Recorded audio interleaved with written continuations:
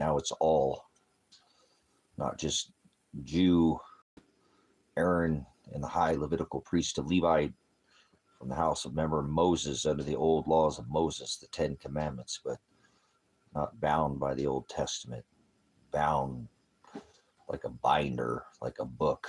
Remember, it's written.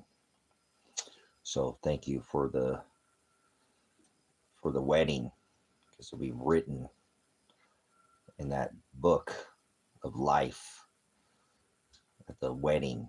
It's all about a wedding. So what comes after this flesh? Most people can't answer that question. The unknown, that's the abyss, no knowledge, hell, no knowledge. So thank you, Father. Thought I would come in here and share so that others can glean, take, and eat. Remember, eat of the meat and drink of the milk, not watered down. So your mother liked the teat. Well, drink of the milk. You like it, watered down, or you like it from the source. So he is source, he is Father, he is creator, he is I am. So give thanks. Just supping with Father before I came in here, and give glory to him, knowing that gather, he said gather. So that's what the web does. It's like a net. Gather, be fishers of men. Fishers. Be the net. Father will separate. He will harvest the first fruits. He will, remember the farmer, remember, he tells us to be fishers of men. So do not condemn, he will condemn. Judge righteously, do your job. Father, you just bring them to the word. If they're in the broad way, then narrow, like a sieve, like less than. You have to cut it off. Less and less of self. So, and more, greater than, he will grow. If you want him to grow inside, you have to cut off. Deny yourself, he tells us in the book of Matthew. So thank you for that. So once again, thought I'd come in here and sup with the bride, sup with the ones he chose. They're already chosen, destined, predestination. They were already separated and divided. He chose them from the foundation of the world. So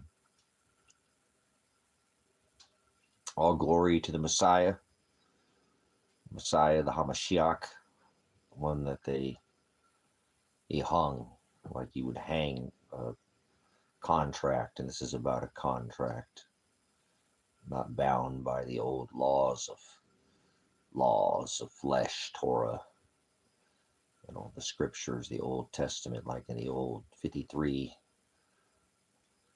testaments, old books, Genesis, Exodus, Leviticus, Numbers, and Deuteronomy. Verse 5, law, it was the law, it was the authority. It's called the Torah, and it applied to the high priest of Aaron. Remember the Levitical Levites. And if you were not related to these two houses, then you were not under the laws of Moses. You were a Gentile. And Father didn't love the Gentiles. He only loved his pride, his heavens, his favorite. So he doesn't love everybody now. He didn't love everybody back then. Love is agape. He only loves his bride. Old Testament, the wages of Old Testament, the wages of sin was death. Remember, and he divorced his bride. So the Old Testament, many are called, but few. Oligos are chosen. Few. A fraction, a puny number, just a teeny tiny little flock. He said, fear not, oligos. That means, it says few in the translation. That's a translation. It says oligos in the scriptures that I read. So, and that means just a tiny, like a little bit, a few. It says few in the scriptures that you read. So his bride is a teeny tiny little flock, and he doesn't love everybody. He only loves the ones that he makes them love him. He said, if I didn't call out to the heart, you think of love in the heart, right? To seek after me. Seeking you shall find, asking you shall receive, knock and I will come sup with you. Not one of us would. So that's what the word says. That's a beautiful thing about the word. He tells us there's no guessing. There's no free will. There's no luck. It's already decided. So, sure, whenever, if you think you're ready. I'm here. I'm not going anywhere. I'm continuing my march towards getting this ministry on the grid, off the grid and on the grid. Have one foot in the system and one foot out of the system. That's what I've been teaching. I'm not going to be a hypocrite. So I wouldn't ask anybody to do anything that I wouldn't do right beside him or myself. That's just the man that I am, like he was a Jewish carpenter, a man of very few oligos possessions, physical, but it's okay. Father is in charge. He creates all things. So still chilly out here, but it's going to warm up here next week. So we'll see. We might get a little more, like pepper, like chili. But anyways, maybe Puerto Rico, maybe Cuba. We'll take that too, right? All right. So, but no, I grow. I have, but not now. I did get a license I learned today that I should have used my veteran. I don't know why they didn't give me a veteran's discount when I got my fishing. So no hunting for me right now. So I didn't hunt before I grow and raise. I'm a farmer, so not against hunting. You never heard of a recall on venison, have you? How about that for some treasure? Put that in your, well, I don't know what kind of a sling or what you're slinging, what kind of lead, or maybe you're holstering. Put that in your holster and fire, well, smoke and fire on that. So thank you, Father. So for the ability to I would love to have somebody here if had the time to do. There's a great, hey, right behind me is I'm right on the edge of the tree line, and there is plentiful, speed goats. You know what a speed goat is? Like a pronghorn. We have those. Obviously, there's elk that run through here, deer. So we have quite a, bear if you get deep enough, cougars or cats that come down off the tree line from time to time. So good hunting where I'm at. Some of the best hunting in the whole wide world, and the fishing too. And right here in these high Cascade lakes are some of the best in the whole state. So I'll make my case, state my case. Like a lawyer, he does it by the case. Get it? Oh, all right. All right. I just thought I'd come back in here for a little bit. So not a lot, just a little bit. Share, be charitable, share the gospel. God's not in the sky. Their God is a title. So remember, I'm a veteran, so marksmanship, like lobbing lead. So I don't know where Cupid's arrow, Cupid, get it? Sorry, never mind. Nimrod, apologize. The mighty hunter, the bringer of the disease and the cure of the disease and warp speed. Are you gonna go fast? You got a fast car? You got a plan to get us out of here? So like Tracy Chapman. So all right, I had to go there. What are you up to? What say you? What's on your radar? You got any of these saucers full of secrets? Maybe your GFOs out, flying objects, government. Speaking of lobbing and throwing lead, maybe it's circles spinning, flying through the air. Saucers, well, round. I think round. You're talking lead or whatever. whatever gravitics. How about that? Bang, bang. All right, so. All right, it's no noise, silent. Maybe you got a silencer. So you have the right to remain silent. Remember, you have a Second Amendment, and then you have a Fifth Amendment. These are your rights. You have a first to speak. Be careful that'll get you in. That gets me in trouble, like my dad told me, more trouble than my feet and hands combined. So careful what you speak in this time, place, and space. You can get out of my space because space is not above your head. Space is right here, so get away from me. Get out of my space. Remember? 010101, like a computer. Atom, digit, nuclear, fission, fusion. How about we fuse? How about we'll fizz? Fission, that means get away from me. Get the flock out of Dodge. All right. If you can't dodge it, ram it. There he goes again. Fusing. So it's like alchemy. He doesn't want us to marry truth to a lie, I can tell you that. He said oil and water, remember, the eye is the lamp of the body, dark and light, remember, it's supposed to be single. It doesn't mix like oil and water. He doesn't want us to water down the milk. So you got some genetically modified meat. I just did that on the fly. So whatever. Ooh, you got flies in your meat there. Must have maggots. You know what a fly is? It's a flying maggot. So I don't like flies or maggots. Hey, whatever, like the cocoon, huh? Like the transformation. You know, whatever. It is what it is. It's like he said, come out of her, be in it, but be not of it. So you must conform, not trans. So trans is their transgender god. 33, like the Masons. Third rock from the sun, spinning on a ball in the third dimension, trans. So I'll just do it by the number. I'm just going off of what you guys say. So I'll sit there and go on for hours. I got hours of powers. You know, remember Castle Grayskull? All right, apologies. Gray. Remember, that's like in between, watered down, gray, the gray area. So, what's on your radar? 5G whiz tower microwave,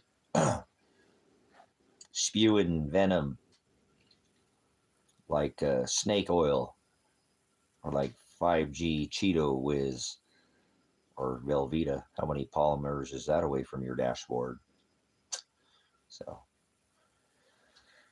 Hell, you don't have to get me wound up like a fuzzy bunny, like an Energizer bunny. Keeps going. What's on your radar ain't going, and what's on your radar ain't going. What's on your radar? I'm not stuck on dumb or Skip. You don't call me Skip. Puff, puff, Skip. Oh, no. Skip.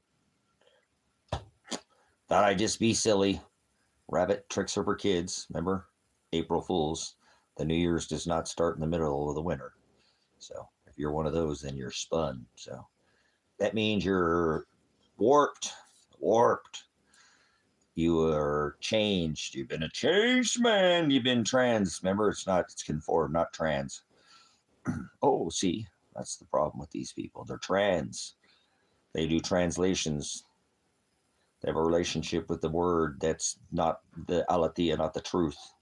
They're interpreters. They're like a puppet on a string. Or the ventriloquist, they can throw their voice to some little silly Fraggle Rock puppet or whatever Muppet. Somewhere over the rainbow. Remember the Promise of the Rainbow? Just did that on the fly. Oh, remember meat? So careful. They stink rotten. You'll know them by their fruit. Flies, like on the wall, like a flower, like a wallflower. You're just blending in like a chameleon. Conform. Do what I did. Not peace, not flower power. That's not what he meant. So that's antichrist. Peace and space and sun and gods, and that's all antichrist. That's opposition. That's Satan, Satanist, satanic. Satan's the adversary. It's the adversary. The other gospel is what Paul said, but people don't read the gospel, so they go after gods in the sky. How about that? Their daddy, he said, call no man father, like Papa. So that's Satanism, Catholicism, Pope. Their daddy, sky daddy, is in the whatever, Cupid, remember? Nimrod, the mighty hunter. Somebody asked if I can hunt. So, arrows, remember? Quiver. The bringer of the disease and the cure of the disease. Pestilence, famine, and pestilence is a disease. Famine, you're starved.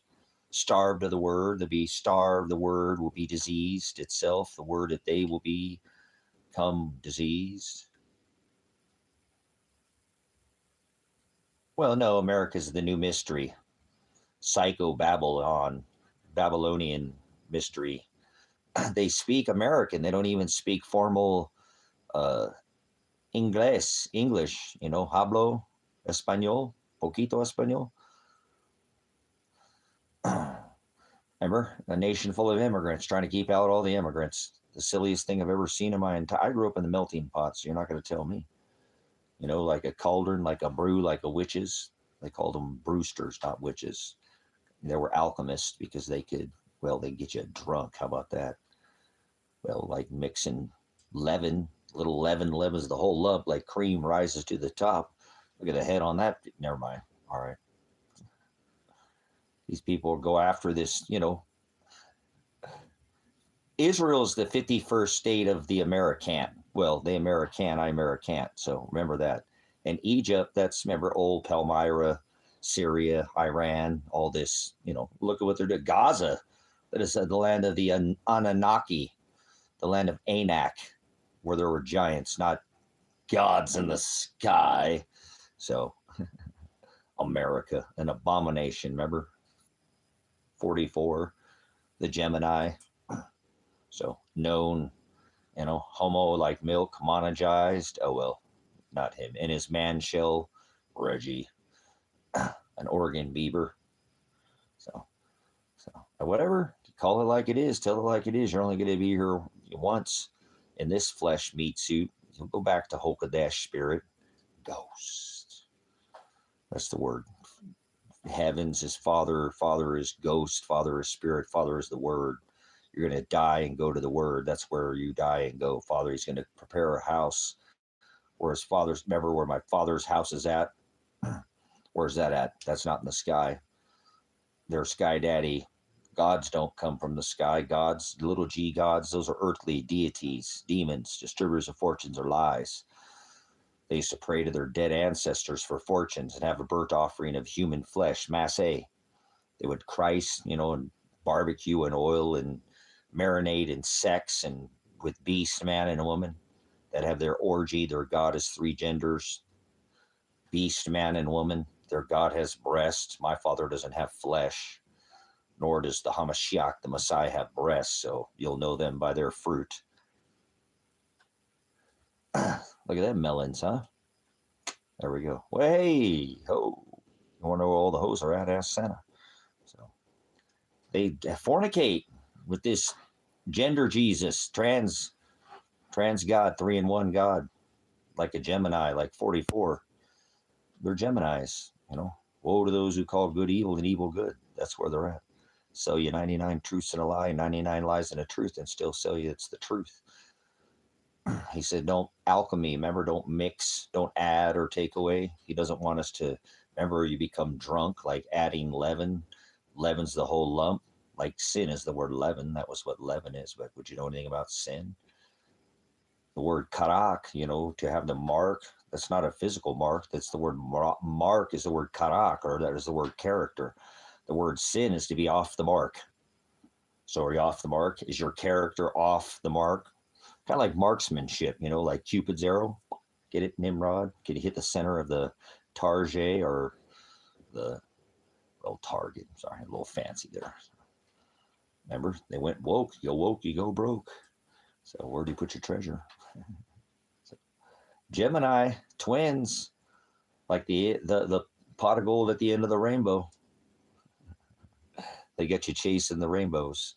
Remember the promise of the rainbow? He said he's going to bring the fire, not water. So watered down, remember? That's Old Testament. So the floods, the giants, this time is going to bring the fire. Not a single soul will escape the fire, will they? As is above, so is below. Just like before. The compression event, this time it'll be with the, well, hull currents. You know what those are? The secrets are 369. 369. Maybe I can give it to you one more time. Get low. Oh, all right. I'm going there. But you ask and you'll get the answer. It's question and answer session. So America, right? Like the Gulf or Gulf, like the Gulf War, like syndrome, like PTSD, Papa, Sierra, Tango, Delta. So phonetically I spell. I apologize. Apologurge, not, yeah, whatever.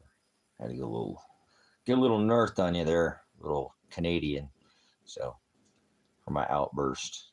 So Father makes me do it. He's the one. Well, not 3 in 1. He is Father, Son, and Hokadesh, Ruach, pure, unblemished, without, cannot sin, holy. Only he is without darkness. He's the only thing that exists without darkness. He can't sin, like Paul said, the inner man that's blameless. Cut off the outer man, circumcise the flesh, not the male genitalia. That's not what he's talking about. Spiritual circumcision. But would you know anything about that? Hokadesh, spirit? Are you watered down by some religion? So it's what it does to the masses, the silent majority. Lollipop. Like a lollipop. Can make you want to lick the wrapper. All right, never mind. Like a Tootsie Pop or something here. So the old Tootsie Jesus. Like a toy little roly Jesus. Whatever. Roll on into your house made of hands, your temple. It don't matter which rock that you walk. Well, continent, you know, are you on a spinning rock? Are you spinning? Get away from me if you're spinning. I don't want anybody spinning in here. That's the Hebrew word, froward. Remember, don't spin. Don't give it your own spin. Translate. Their God is 3 gods. Transgender God. But God's a title, so don't worry about it. Mind over matter.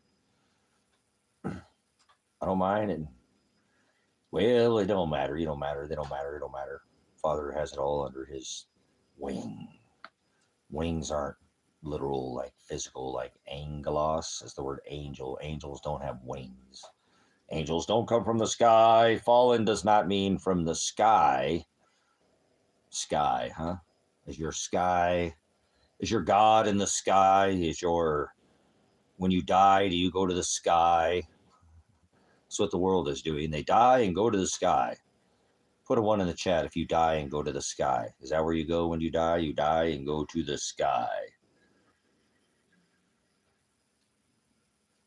Why? Ask yourself why. Try. But dry. Oh, sorry. But wiser. Being silly. They're gods in the sky. Little toads or frog, little silly rabbits or something. I got the whole whatever. Must be kind of some Noah thing where they got to walk in 2 by 2. Well, remember, not just 2 by 2. Those were the clean and then unclean 3. Well, nobody knows this. Remember, record 2 by 2. That's not the way it went down, but that's okay. Well, that's not the whole. You swear to tell the truth, the whole truth, or nothing but the truth is the word aletheia. So, might want to study. Worthy. That's where you're gonna. Father's going to hold you accountable. So the measure that you pour out will be returned. Just measure will be returned when he will be poured out on you.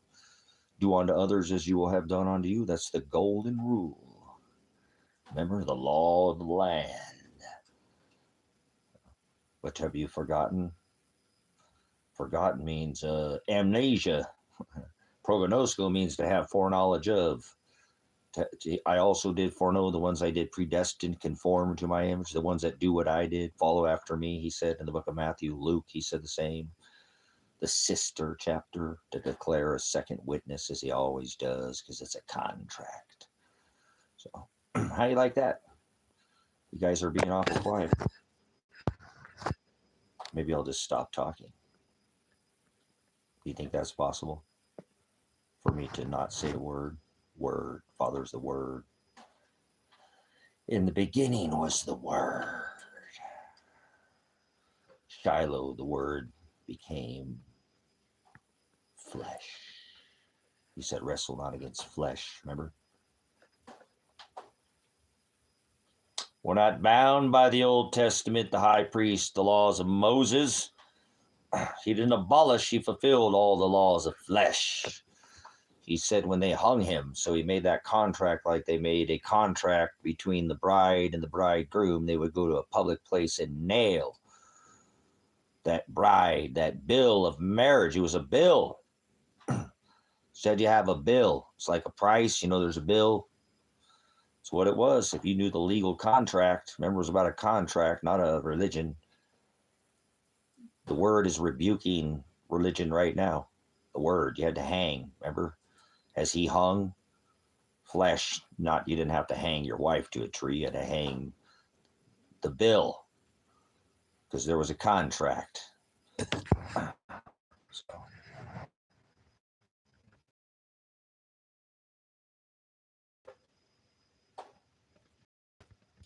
Nice, we got a Fall Creek over here.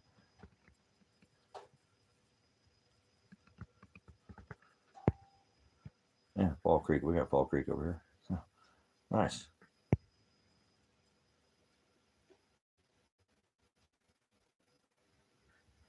Look at that. What do you know, Joe? They're doing papers, huh? Don, let me see I told you the captain is going to put on the fasten seatbelt sign. So, yeah, well, it's time. Look at all this stuff going on, and you ran. You get it? Not I. AEIOU. Ran. So, all right. I'm just toying with you. Mixing it up, cosmos and orderly arrangements, like Scrabble. So, like GFO, like get the out of here. All right, never mind. Out. So, not you. Well, government, not you. You! Soldier Boy, remember? You! All right, we nailed it. Somebody told me, and I can remember I put that in my file. Remember my jukebox? So my roller decks. I pull up the vinyl. Freaky, y'all. So I will get a little, just scratch my back for me. All right, never mind. So at this time, I really, again, I don't mean to be sensational. I still find it insane in the cheese brain, membrane, whatever you're leaking, gee whiz, holy smokes, whatever you're puffing, the magic dragon, that I'm here during 3, the World War, not the second, because the second 2 equals 3. Remember 923, 1223, 323, 623, 923, 1223, 326. Oh, okay, never mind. I don't want you to do the Christmas spin around the ring around the rosy, or like Saturn, or like the halo. But hey ho, 2 equals 3, right? Hey ho, remember ho, Krampus equals Christ Mass. So eat your kids, throw your kids in the fire, eat your kids. They're doing it today again too. So which flavor bleached kids nuggets would you like today? Do you like your kids sweet and sour? Maybe you like them honey mustard. So all right, I just got to go there. Nothing new under the sun. So the captain hasn't put on the fasten seatbelt sign, and we're in a wide is the gate, broad is the way that leads to the wide gate. War, world, 3, 2, remember, was the past. Now World War II equals World War III, like 9, like Nueve, like I'm born in the 9th month of November, not like 11, that's 9, blind 11, but you're blind. Anyways, like decimi 10, like a stack. Well, a rack is 2 stacks of 10, but never mind. All right, moving on. So you know, I don't even fathom how it's even going in the rate that it is right now. I don't understand how people haven't unity. You can't spell unity without you and I, like commune, come together, not like some communism, like on their, whatever, China. I'm talking about having small windmills, small wind turbines, small communities, too many chiefs, not enough Indians. That's normally what happens when you try to go big and then you go home. So, but that's where, you'd think at this point in time with the State of the Union, at least in this corporation where everybody outside America hates this warp speed, Abaddon John, blind 11 in a 58-story tower. He's not liked outside this country right now. He came in and he just redid the whole tariff thing on everybody. Doesn't care if the Supreme Congress makes tariffs. Congress makes tariff. Congress makes the law. Congress hasn't done anything. Congress is corrupt. There's more millionaires in Congress than there is in the populace. But I'm just, whatever. I don't know how the founding writers did not write in. I mean, they were brilliant. The Declaration of Independence, the Bill of Rights, the Constitution, your amendment rights, how they didn't write in term limits for Congress. But whatever, it is what it is. You were worried about the banksters. Who do you think's feeding them? Fascism, the corporation. What's the difference between socialism and communism? Just a matter of time. Same thing. Communism, socialism, fascism, it's the same thing. So it all one leads to the other. So it's just a matter of time. That's what I told you. So super triple double burgers. Yeah, right. So you don't grow at your own. I don't care what's on the label anymore. Put it on the QR code. That's what they do now. That way, if it's genetically modified, they don't have to disclose the ingredients. So read it on the QR code there, Don. I never heard of a QR code on venison, huh? So, or on boar goats, huh? But all right, never mind. I'm not going to go there. Like I said, I'm so over this world that's spinning, corkscrewing and spinning. The bunch of perverted to they're forward.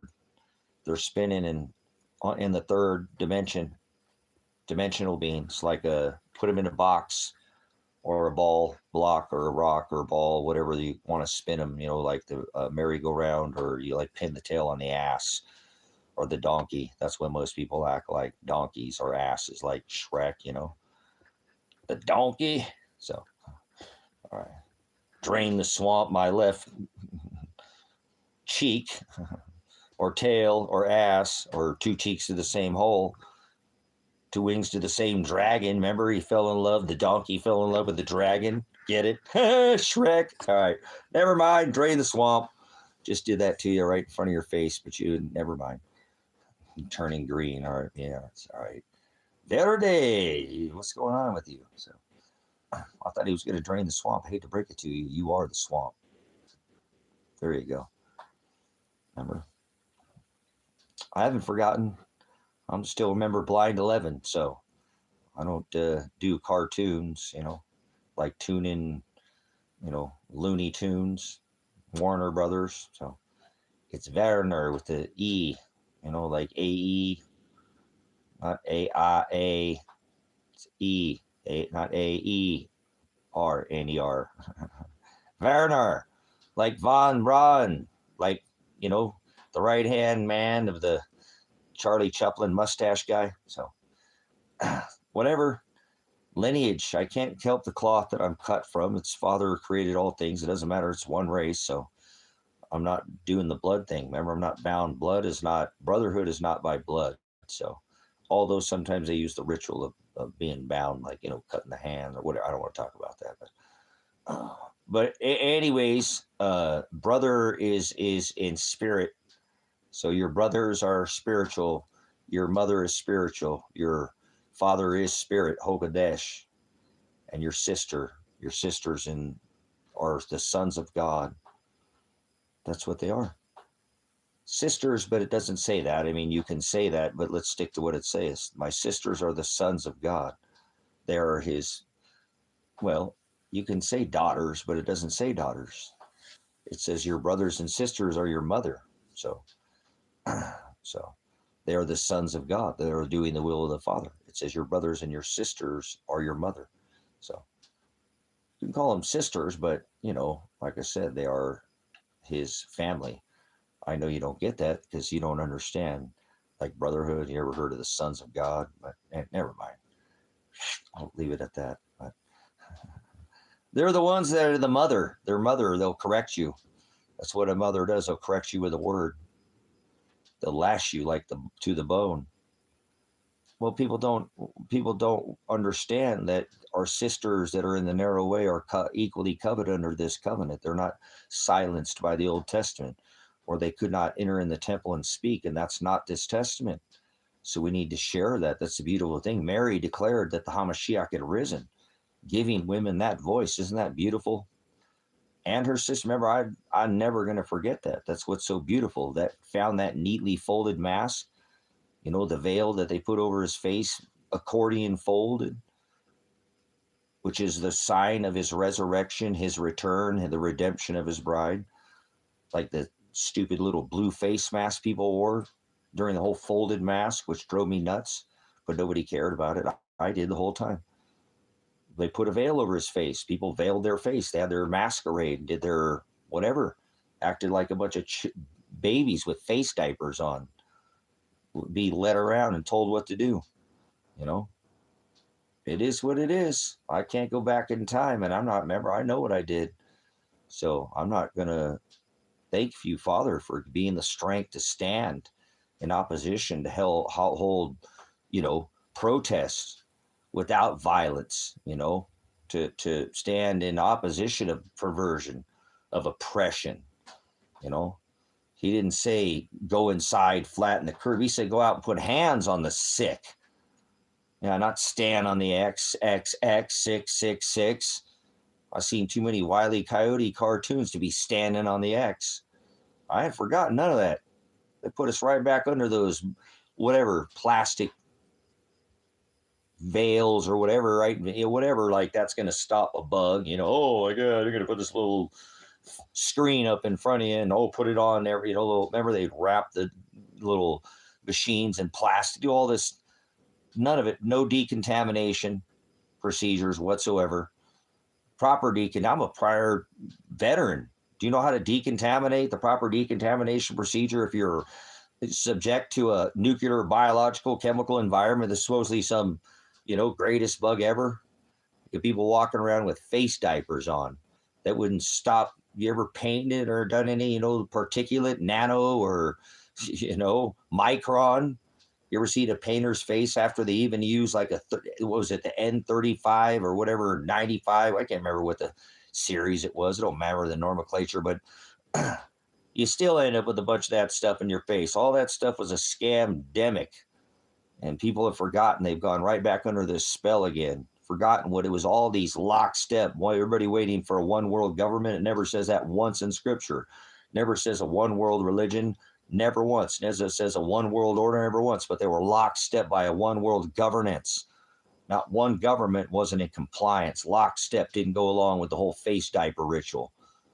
Acted like a bunch of children in their masquerade. Normally when they have an occult ritual, they wear a mask, right? They're sex parties, so they don't know who they're, never mind. So whatever, they have their anonymity, but it's what they do. They're sick, twisted. Remember, they do things to children, and people don't care because it's Old Testament. Paganism, Satanism, throw your kids in the fire. Remember, all this children. Semiramis was the wife of Satan. Apollyon, Mithra, the Mass, eat your kids. Christ Mass. When he died, when Christmas died, Christmas married Easter. When Christmas died, remember, Christmas married Easter. They had a son, Tammuz, and when Christmas died, she had sex with her son, Tammuz, Ishtar, the star goddess, the fertility goddess. That's where all this pedophilia comes from.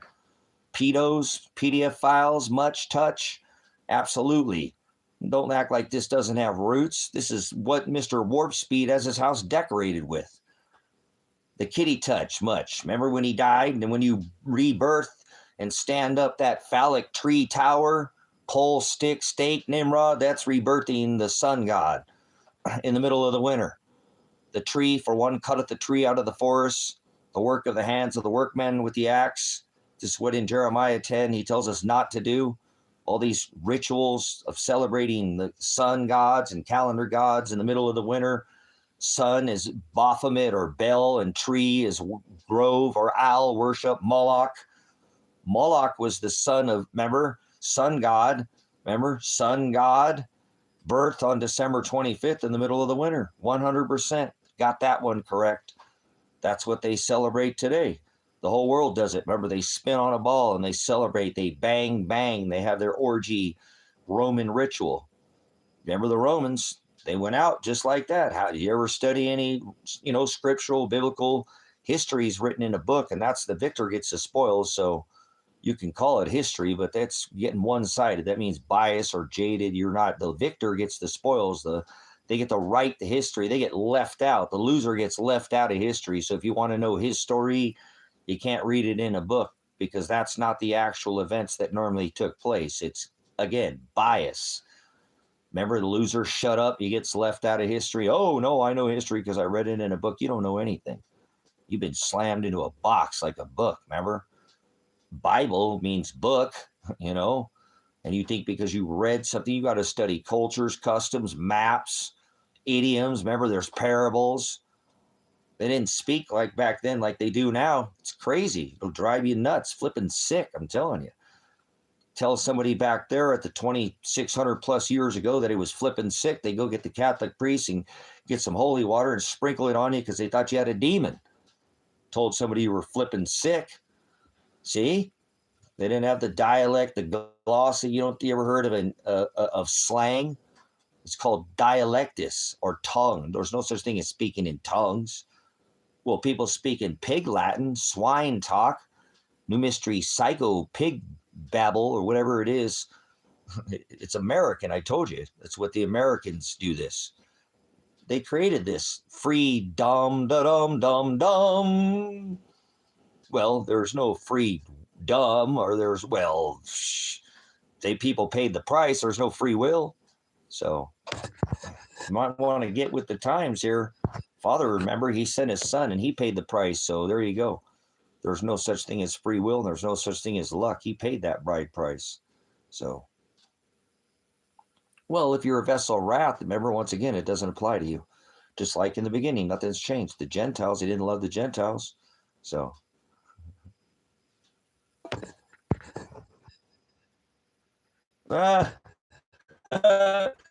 Jimmy, they're idiots.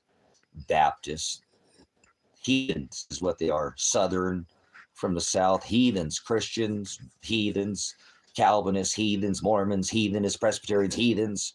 Pagans. They all go after their God in the middle of the winter. So, yeah. Froward, the Hebrew word to pervert, twist, warp. They don't like when you speak Hebrew. Remember, he was the lion from the tribe of Judah. He spoke Aramaic and Hebrew. Oh, no, they want you to speak their other Jesus, as Paul. Remember, he wrote, even the HaMashiach himself, the Messiah. Remember, Hebrew for Messiah. They don't speak any Hebrew, do they? They'll freak out if you speak it.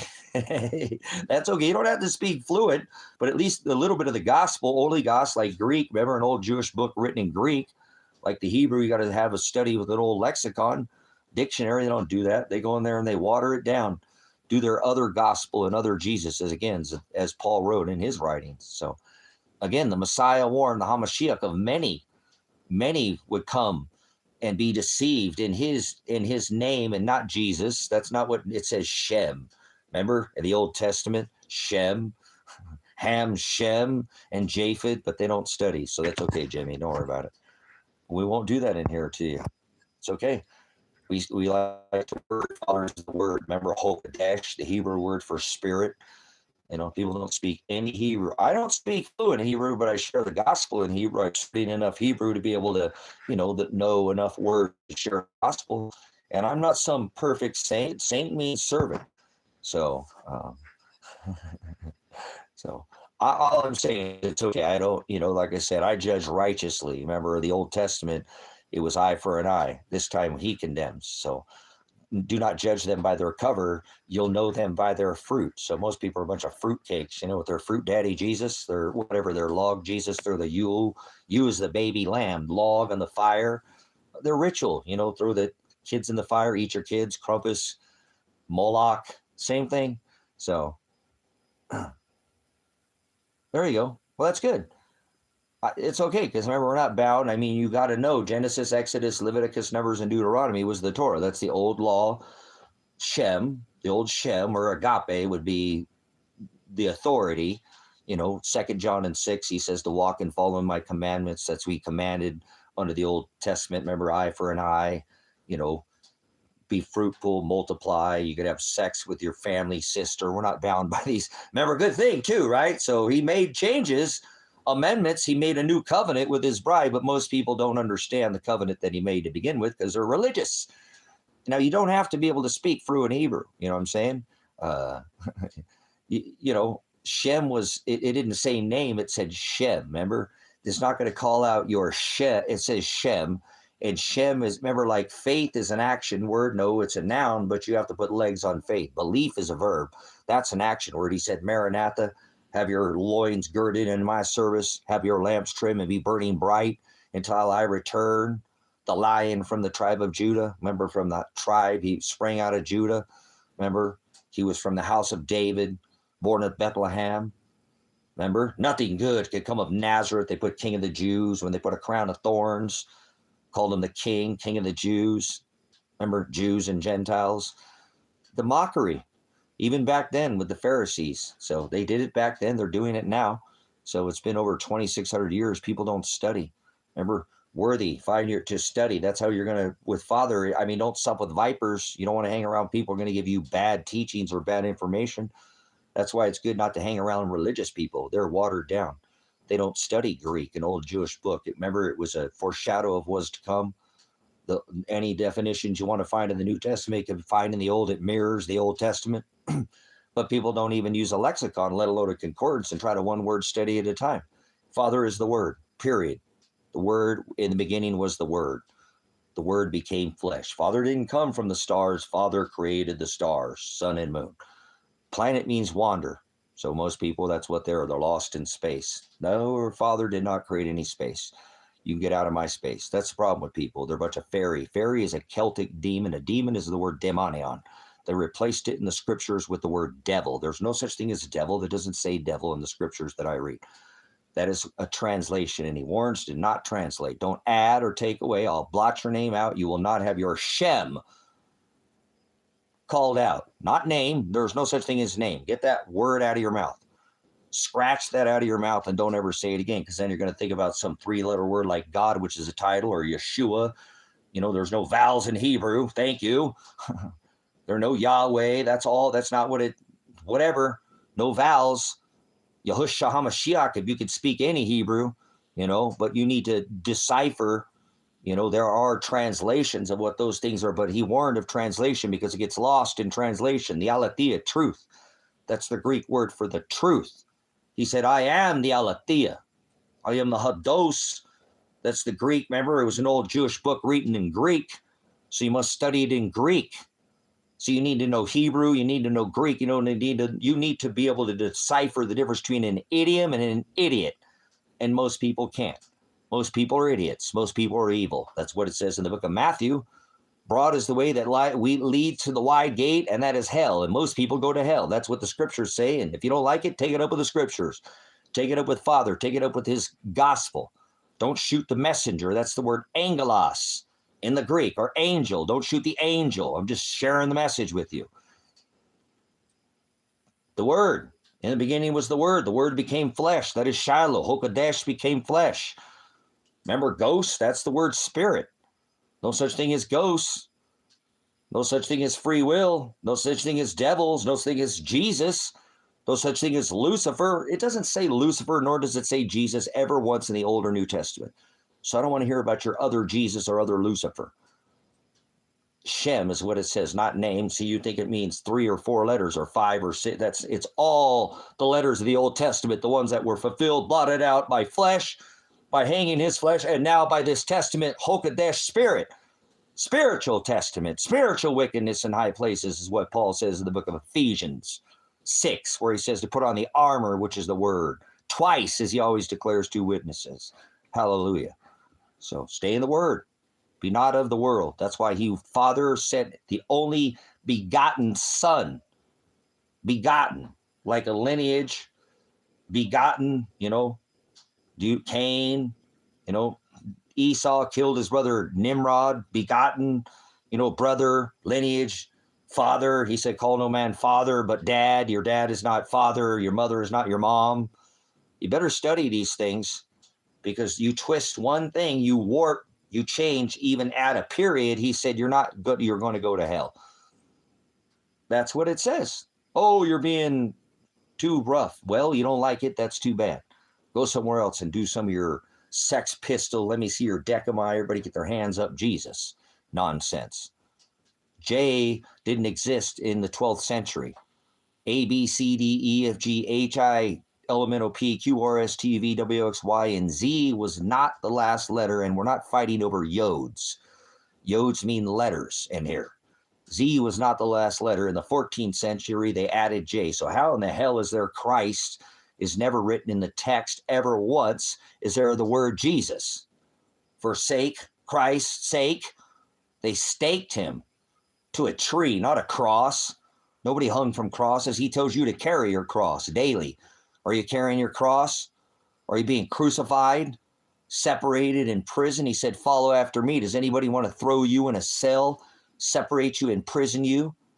Are you being in prison because you were a follower? He said, follow after me. Do what I did, not because you follow, because you think, because you believe. Believe is a verb. Yeah, let me take you back to school here real quick. Whatever he said, call no man teacher. That's the word prophet. Ain't going to find this in no temple made by hands. They don't just say this at the moron or Mormon. He fulfilled all the prophecies. Remember, the unblemished, not a broken bone in his body, sacrificial lamb. Father creates everything not written and that ever will be, so there is no prophecy. He fulfilled all the prophecies. He fulfilled all the feasts. Remember, you had to have 5 shekels. You had to have a sacrifice of blood. Wrestle not against blood. Paul wrote this in his writings in Ephesians, once again, 6 and 11. If you go study, I don't like to quote all the scripture at every time, the text and the passage and the number. Then I sound like some religious ding-dong bell. Bunch of Jezebels is what they are. You can know every bit of the scripture. You can know and cite every word and every passage. But if you're not a walking testament of this covenant, under this covenant, he made a new living will. This grows with you. It's alive. It's supposed to grow inside you. That's what it is. Narrow is the way. It's like lesser than. The lesser of self, and the more he grows inside of you. The kingdom of God, which you know is heaven, is within. It's not in the sky, and it grows. That's why Paul told us to circumcise the outer flesh. Like Paul, remember, he knew Noah was told to baptize the ark inside and out. We were spiritually circumcised the flesh. Inside and out, to be overcome. Pickled, if you will. Huh? You got to be held down there for a long time. You don't become a pickle overnight. And if you keep dipping, you ain't going to dip. You ain't going to become a pickle. You pull yourself out and go home. You got to stay in the fire, stay in the trials. Long suffering, he said. The lipsis, Paul said. Through much the lipsis we must go through. That is word is tribulation. So there ain't no receiving your inheritance without going through tribulation. That's how it's written.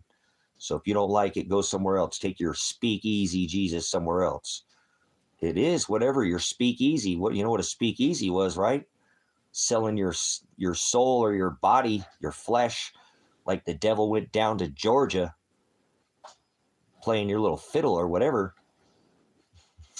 Listen here, son. All right, let me show you how it's done. All right, well, thank you, Father, for the word. These people, they love it. They love their celebrations and their rituals, their fiddle Jesus, remember? Down in Georgia, like the peach state, Look at that peach. All right, whatever. You'll know them by their fruit. So let's focus on apples, all right? One bad apple. Well, peach, same thing. A little leaven leavens the whole lump. One bad peach causes another one to go bad, see? Like a bad apple, a bad peach, it don't matter. I don't care where you're at in this divided corporation states, whatever. You be down there in Florida doing oranges, or Washington doing apples, A bunch of fruitcakes is what you are. Well, whatever. Ding dongs. Ho-hos. Remember? I think of cakes. So, whatever. Snowballs. Snowflakes. How about that? Your snow ain't real. Your snow doesn't melt. It doesn't melt. Why does your snow melt? So, all right. Anyways, let's move on here. Whatever. I just sharing the word. It's the way it goes. Round and round like a roulette wheel. Is it luck? Or is it like evolution? You're going round and round to evolve. Or maybe you don't go revolve. You go around the system. And then you get out. You exit. You don't keep spinning around on a ball or on a wheel. Like a fortune. Come on down like Bob Barker. It's a big game to most people. It is. Life. It's a magazine. How much it costs? $5.95. $5.95. That's life. What's life? A magazine. Somebody actually did that one time in here. They knew about that. It was pretty awesome. They started quoting that. I learned that when I was just a young whippersnapper. My dad taught me the silliest things. Oh man, this sciatic is being freaking over the top. So that's all right. What time is it? Please. Feed the birds. Feed the birds. Word to the birds. How many eggs do you think we'll get today? All right, we're just hanging out here, Blind 11. This is What Say You? You tell me. I'll keep talking, but, speaker spoke like a wheel.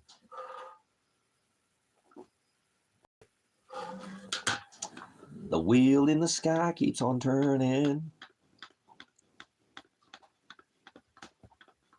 Oh, we're not. We're just, like I said, I'm just bouncing off of I thought I leave this one open. What say you? It's already written. Father's going to, make you come in here and say whatever you're going to say. But what's on your mind over matter? What's mattering in your neck? Like a vampire, they take a bite, of the woods. So they've had celebrations of, they burn statues of large owls and fire and Bohemia. And now they meet in Davos, Switzerland. So they're not hiding it anymore. We don't live in the age of deception, remember? All right. So whatever, it's not hidden. They put it all out. We don't live in deception anymore. It's wide, worldwide, out in the open, wide eyes, not wide shut. So,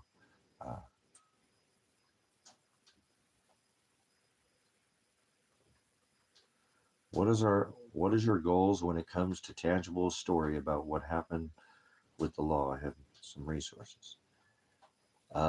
It was perverted. Remember, they became a corporation.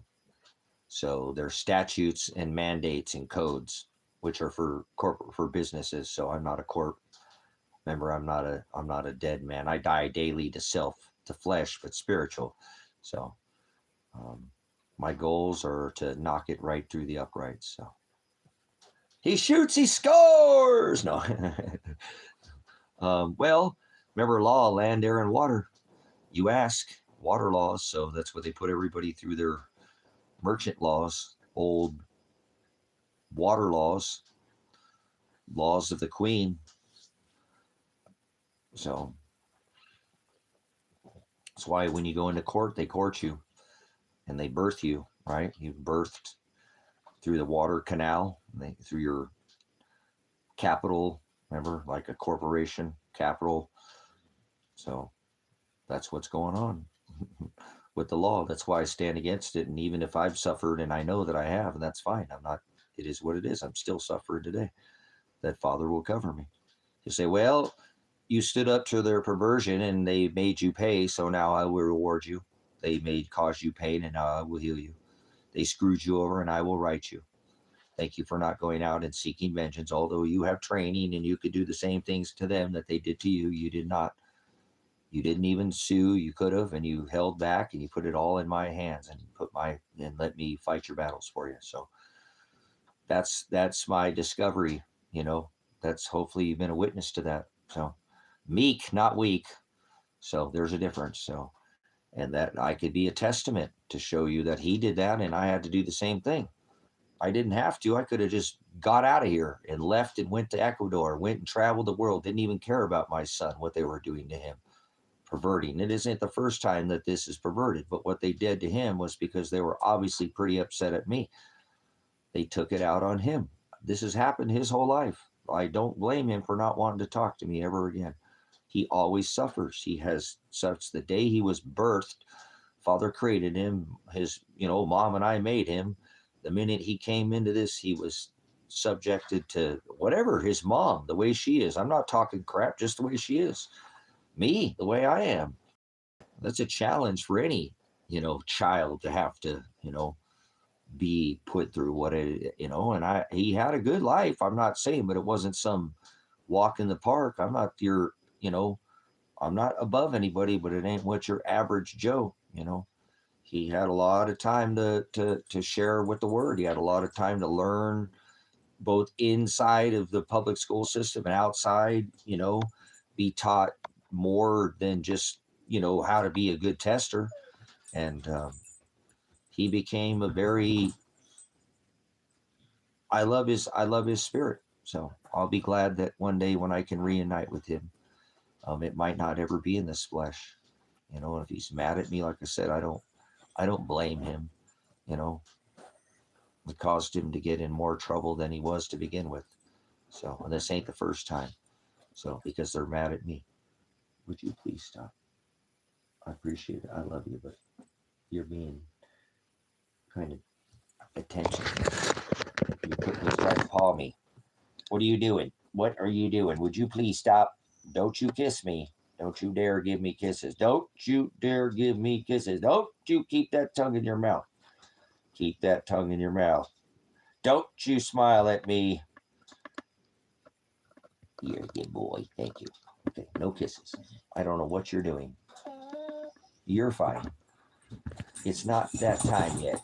I think it's time to get something to eat. You better not. So, he's silly boy. I love him. I love him. I love him. Hold on, the kitty's got to go outside. You ready to go outside, Jennifer girl? You like to go in and out, don't you? You were such a good sweet pea. You were such a good girl today. Thank you, girl. You don't have any food up there, do you? Man, you eat a lot of food. You eat more food than pants. Do I have enough food for you, too, for dinner? I don't have enough food for you guys. I'll have to go out to the truck and get you guys some food, huh? All right. I'm all out of food. So I have more food out in the truck, but I thought I had enough to get him through dinner, but this cat eats as much food as the dogs and sometimes more. And then, like I said, then Kevin's cat comes over and always finishes off whatever I put out there. So he's like, sometimes I feed them. It feels like they're eating twice as much between Juniper and I'm putting out twice as much food, 3 or 4 times sometimes a day. So it is what it is. That's a lot. Even he doesn't eat that much. They're eating more. The 2 cats are eating more than Bone and Tango. And Tango was 100 and, almost nearly 40-pound dog. And, Pansy he's not thin, he's not fat or overweight, but he's right where he needs to be. So, but that cat, that little girl, she eats like a freaking horse. She does. She'll eat 2 full cans she eats more than the dogs. She eats more than the dogs. She does. I put more food out for her than I do for Bone. On it. Well, I'm just saying, even if Kevin's cat didn't come over and she would still eat more than Bone eats. That's crazy. She's a little tidy little cat. And she'll still catch mice and sage rats and squirrels and birds and, so she's a horse. She can put down some food. And I don't skimp with her food. I don't. It's like right now it's empty and I want to go put food out there, but it's, so, and it must have been that when she was in here that,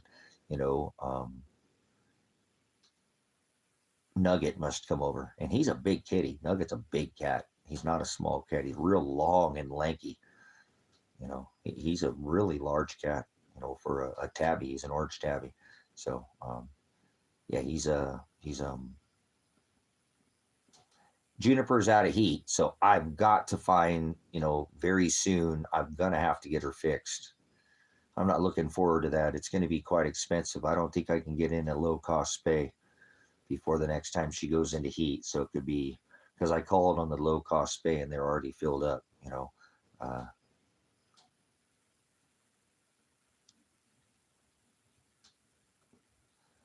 but I dig it. I dig that the cats, like I said, they get a good helping, and because any day I would rather feed cats that have mice in my house or anywhere where I could hear them at night. If I can hear a mouse, I will not sleep. I don't care what it is. I hear banging pots and pans, people, loud music, whatever. Sitting in a quiet house with that little chewing on stuff drive me insane in the membrane. I don't care about nails on the chalkboard. I don't normally, things don't irritate. I do not like mice, and so whatever these cats eat, and I'm thinking about getting another one. I've got to get one for Juniper. I so miss her having a playmate. I'm hoping that Yasher is down the road. I'm hoping he is down there. Somebody said he might be at the farm, the nearest farm from here, which is a big hay barn where there's cats. There's a couple other cats, and he could be down there. He was kind of not feral, but he was just kind of to himself kind of cat anyways. He didn't like being picked up. You could pick him up, but he didn't like it. You know what I'm saying? He was a great cat. So if he's down there and he's alive, I'm hoping, one day I might be able to go down there, but he might be a little too feral by the time. I've gone down there several times because somebody said, I think your cat's down here. There's a big gray fluffy cat, a big one, and he wasn't a small cat. Remember, Yasher was a pretty big boy, but that tells you how big Kevin's cat is. Kevin's cat was able to run Yasher out of here, and this was Yasher's property. When I went to, and they put me in jail, that's what happened. So hopefully Yasher is still alive, and he's down there being a farm cat and living in the big hay barn and staying out of sight, out of mind, which I know I hired that lady as a bartender when I used to run the bar down there, and she says she gives him a bunch of food. I asked her to, take a video or tell me when she feeds him. I don't know. She's a busy, busy lady. She's got multiple, things she's doing, kids and,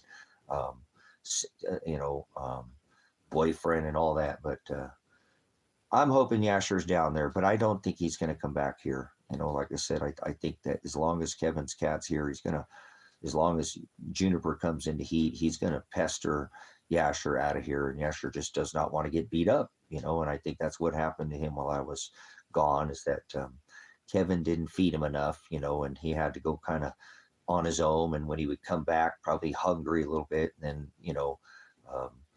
Kevin's cat can get fed over there, and he's not going to go over to Kevin's place and over there.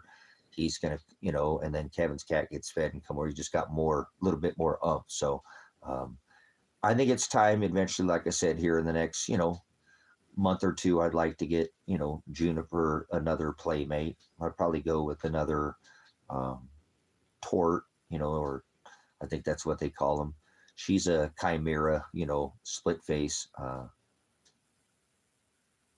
He's just over there doing his thing. So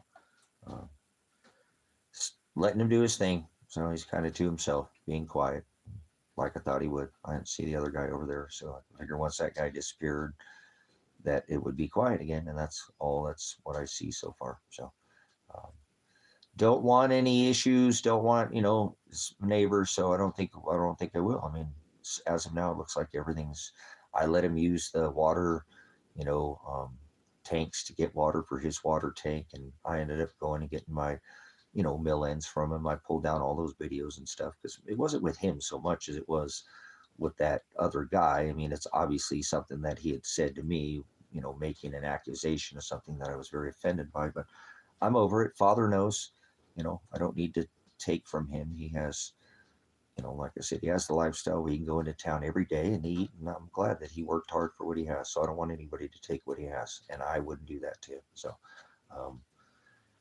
hoping the best for him. So, and we had an agreement, you know, we're not gonna, you know, not gonna be. This is a sanctuary out here, so he's not going to bother me. I'm not going to bother him. I want him to come out here and feel like he's getting to live out here in this paradise. That's the way it was, so to speak, and don't want to interrupt that. And told him he's not going to interrupt what I'm doing. I have a good thing out here, and I'm not going to let this, you know, pull this down. And he agreed, and so, you know, like I said, we're able to.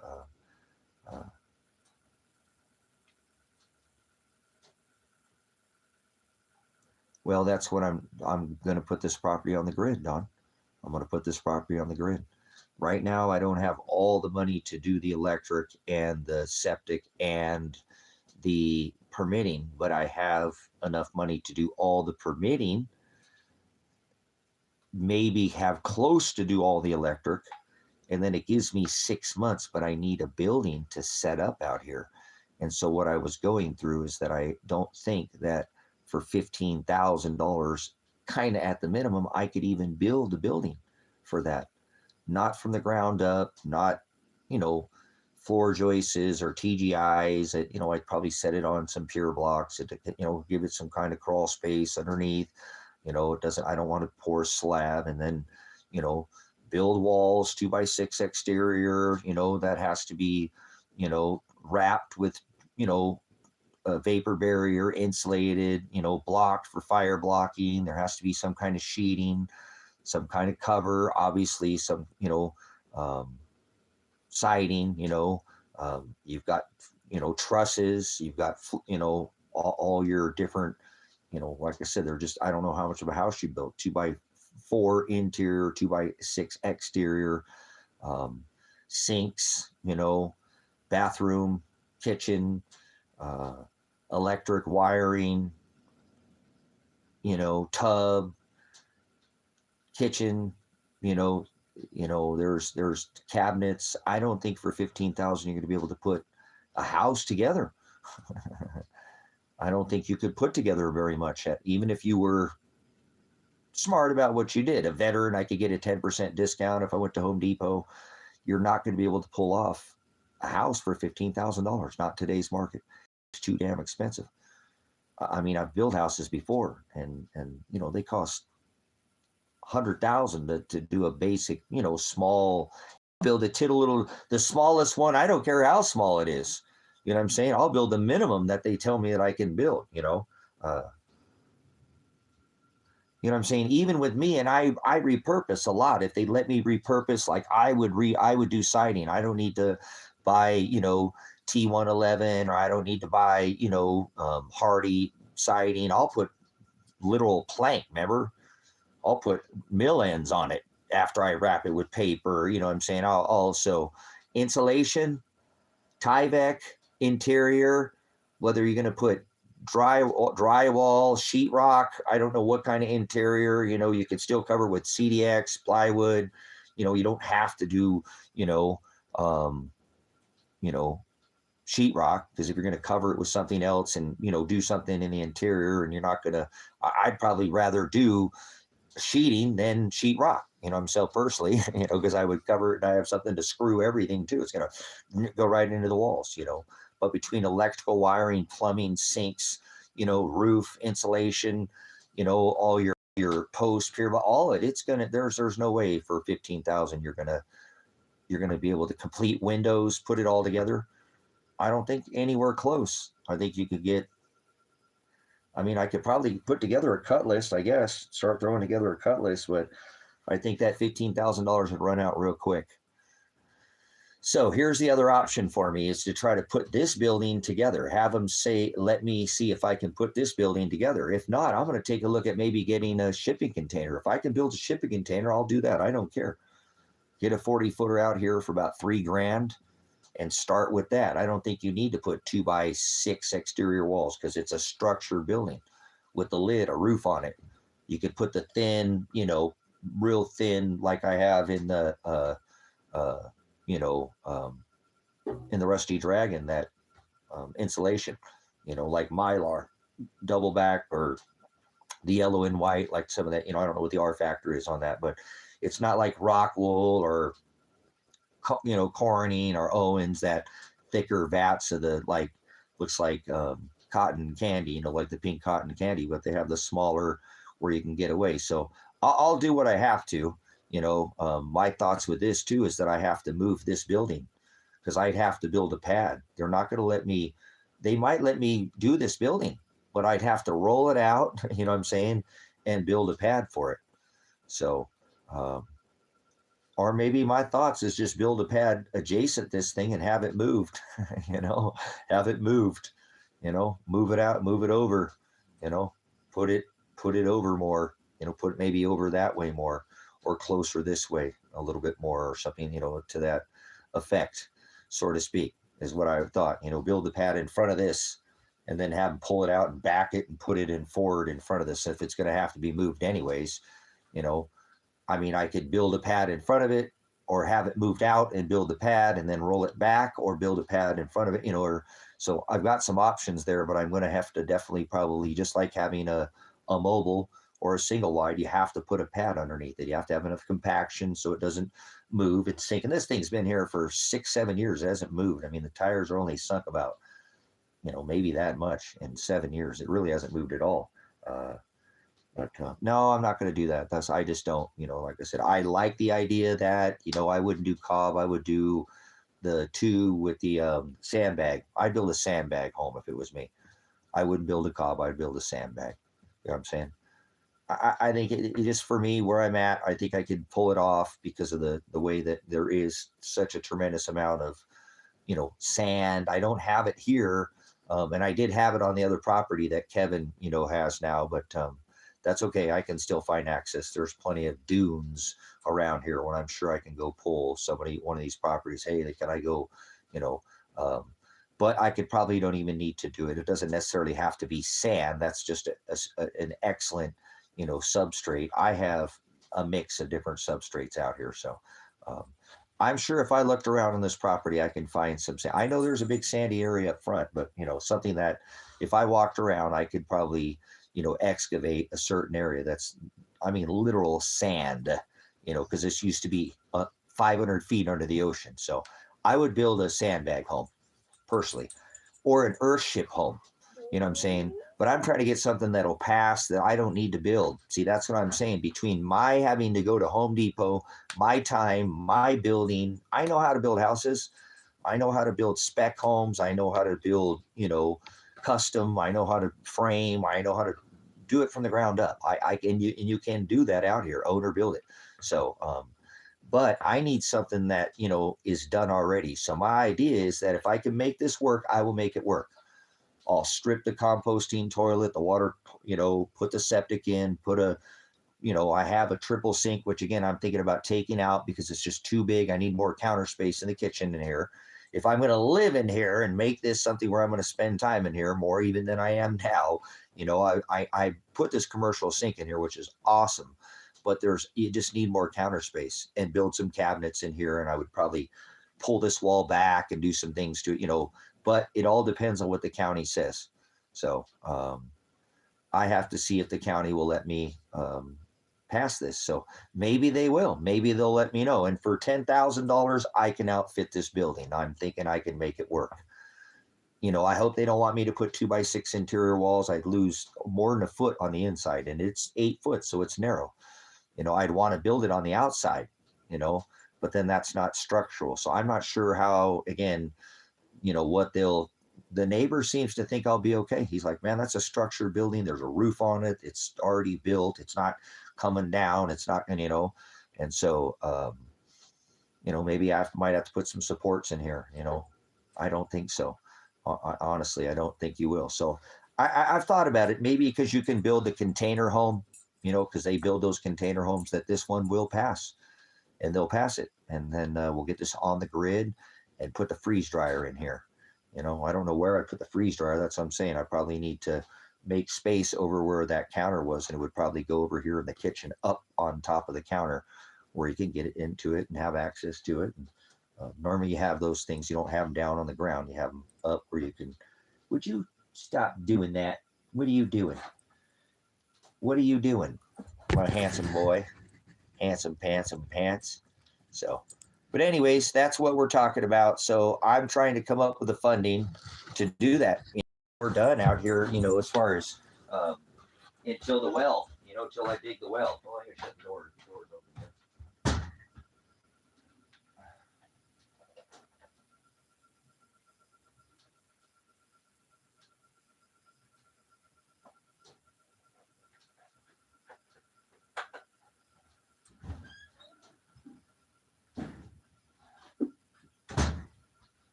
What I'm hoping for, Don, is that I can get this building up the road. The guy wants 25,000 for it. It is a office job building. A job.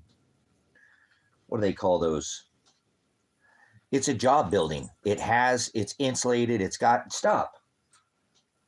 All done. It's got a heat pump in it. It's all got electric and power, but it has no plumbing in it. And it's probably a little more than I want to spend, but it doesn't matter. It's a good structure and it's very large. And it's not like I need all that space, but I need some separation.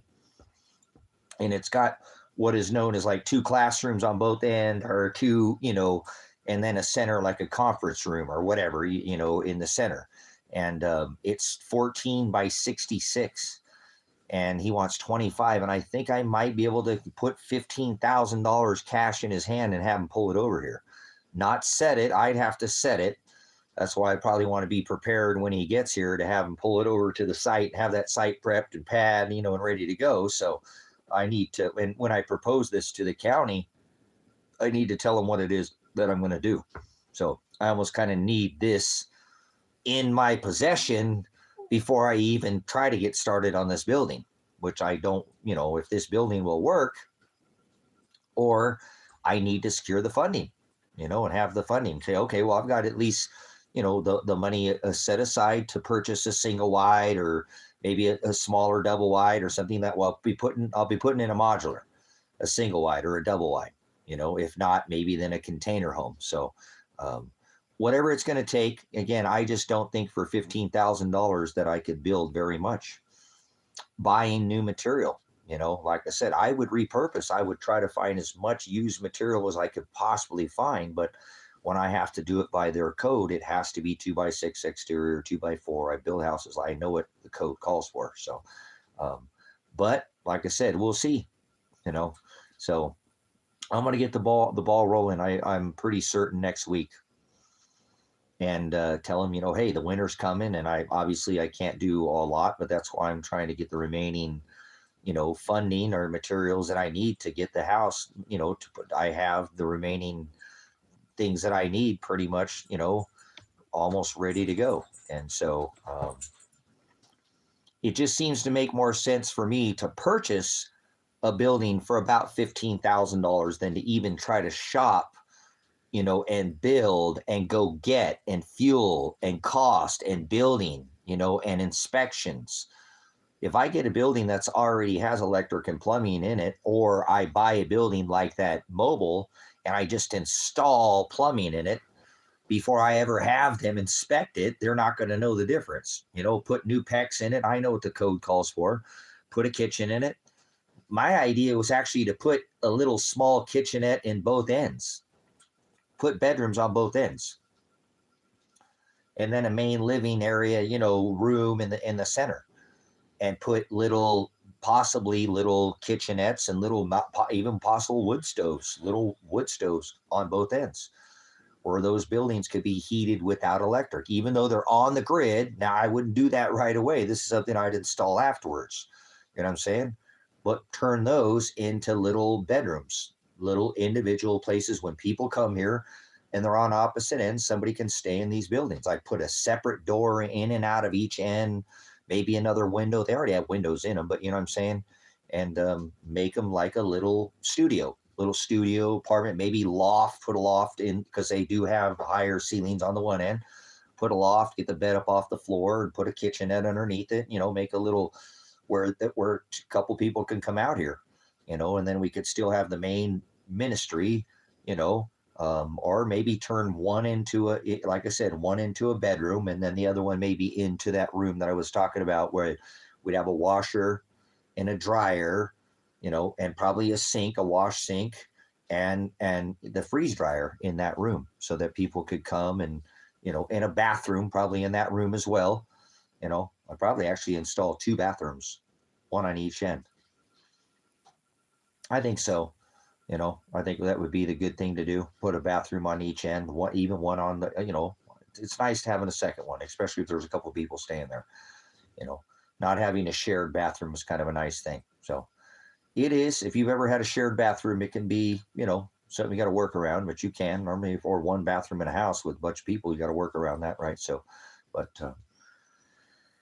it's a little extra cost, but I think I could swing it. Like I said, plumbing is not like the most expensive thing to purchase. It isn't cheap, but it's not that expensive. So that's what was my idea, was to try to find that, to get that building, and then install, a modest kitchen and and a bathroom in there, and like a shower. Probably do stand-up shower. I don't think I'll put a tub in either of the, if you want to soak in your own juices, we'll probably do an outdoor hot tub out here, fired by the wood stove. That's what I'm trying. I'm going to want to do that eventually too.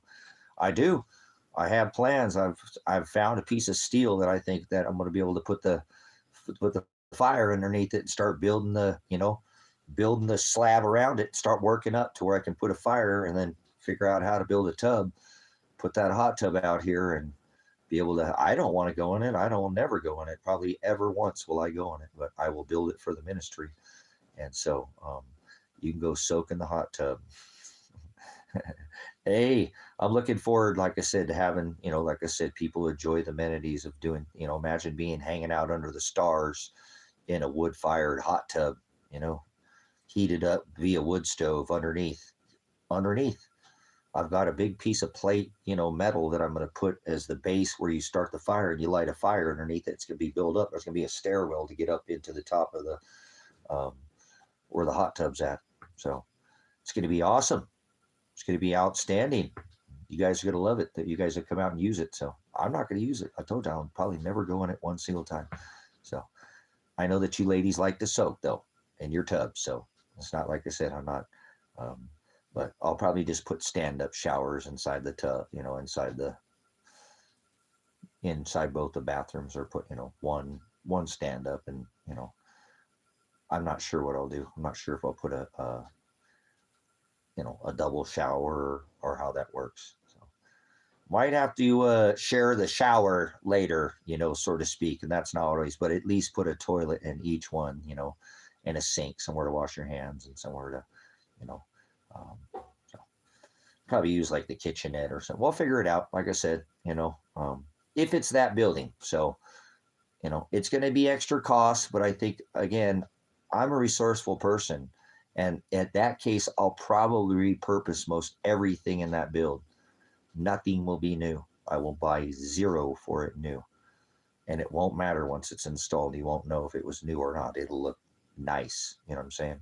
So that's the idea, is to purchase that building, because it's a 90s, and it won't have no problems passing the inspection. So it gives me a little chance to build, like I said, to get to give it a little bit of my own flair, if you will. And I don't think I'll have to have it all done, overnight, so to speak. I think as long as it's set and I have a sink in that, I'm saying, it might not even be 100% finished, so to speak.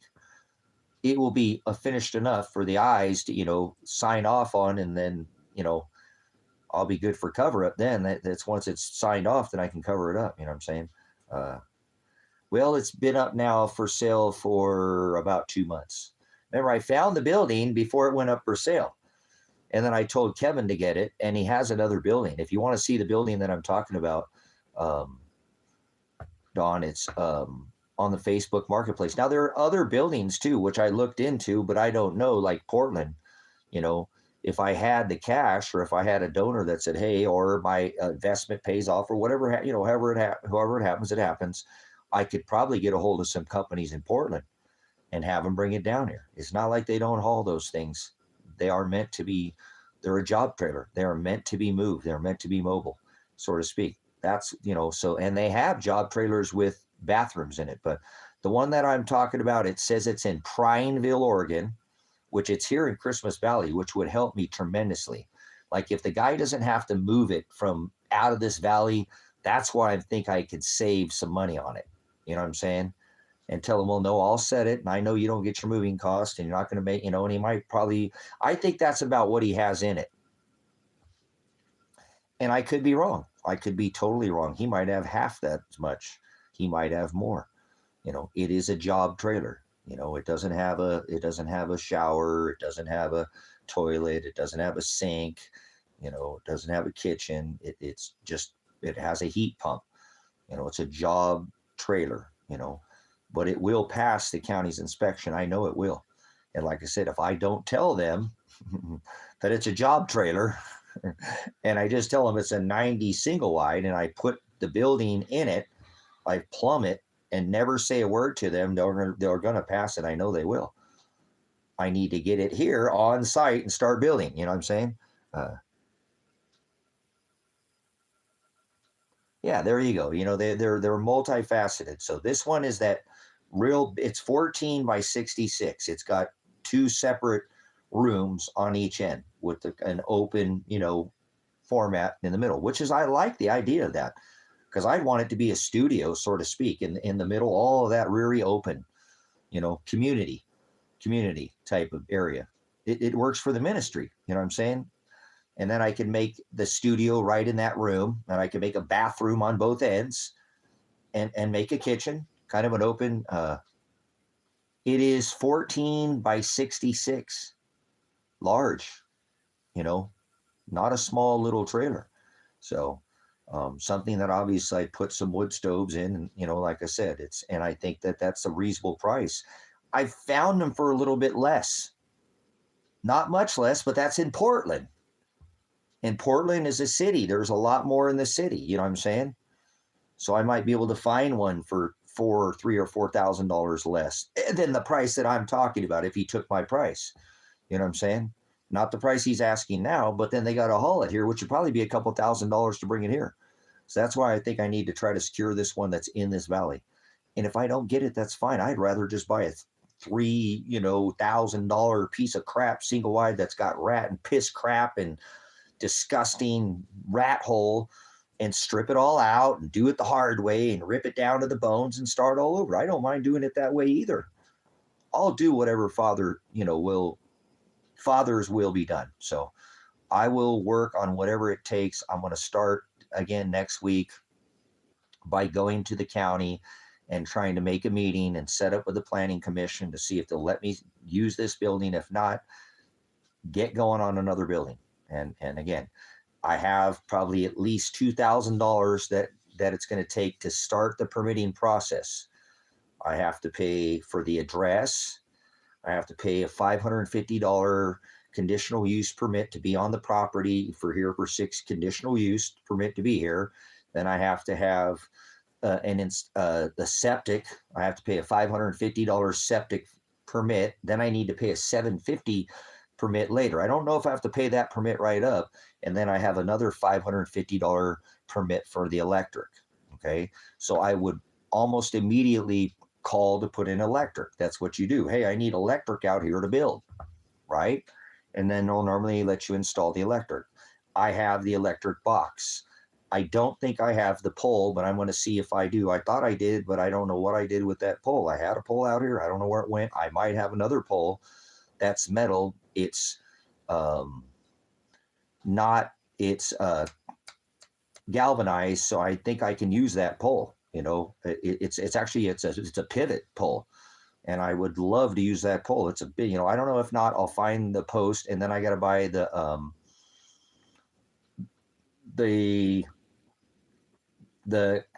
conduit, the PVC. It has to be PVC.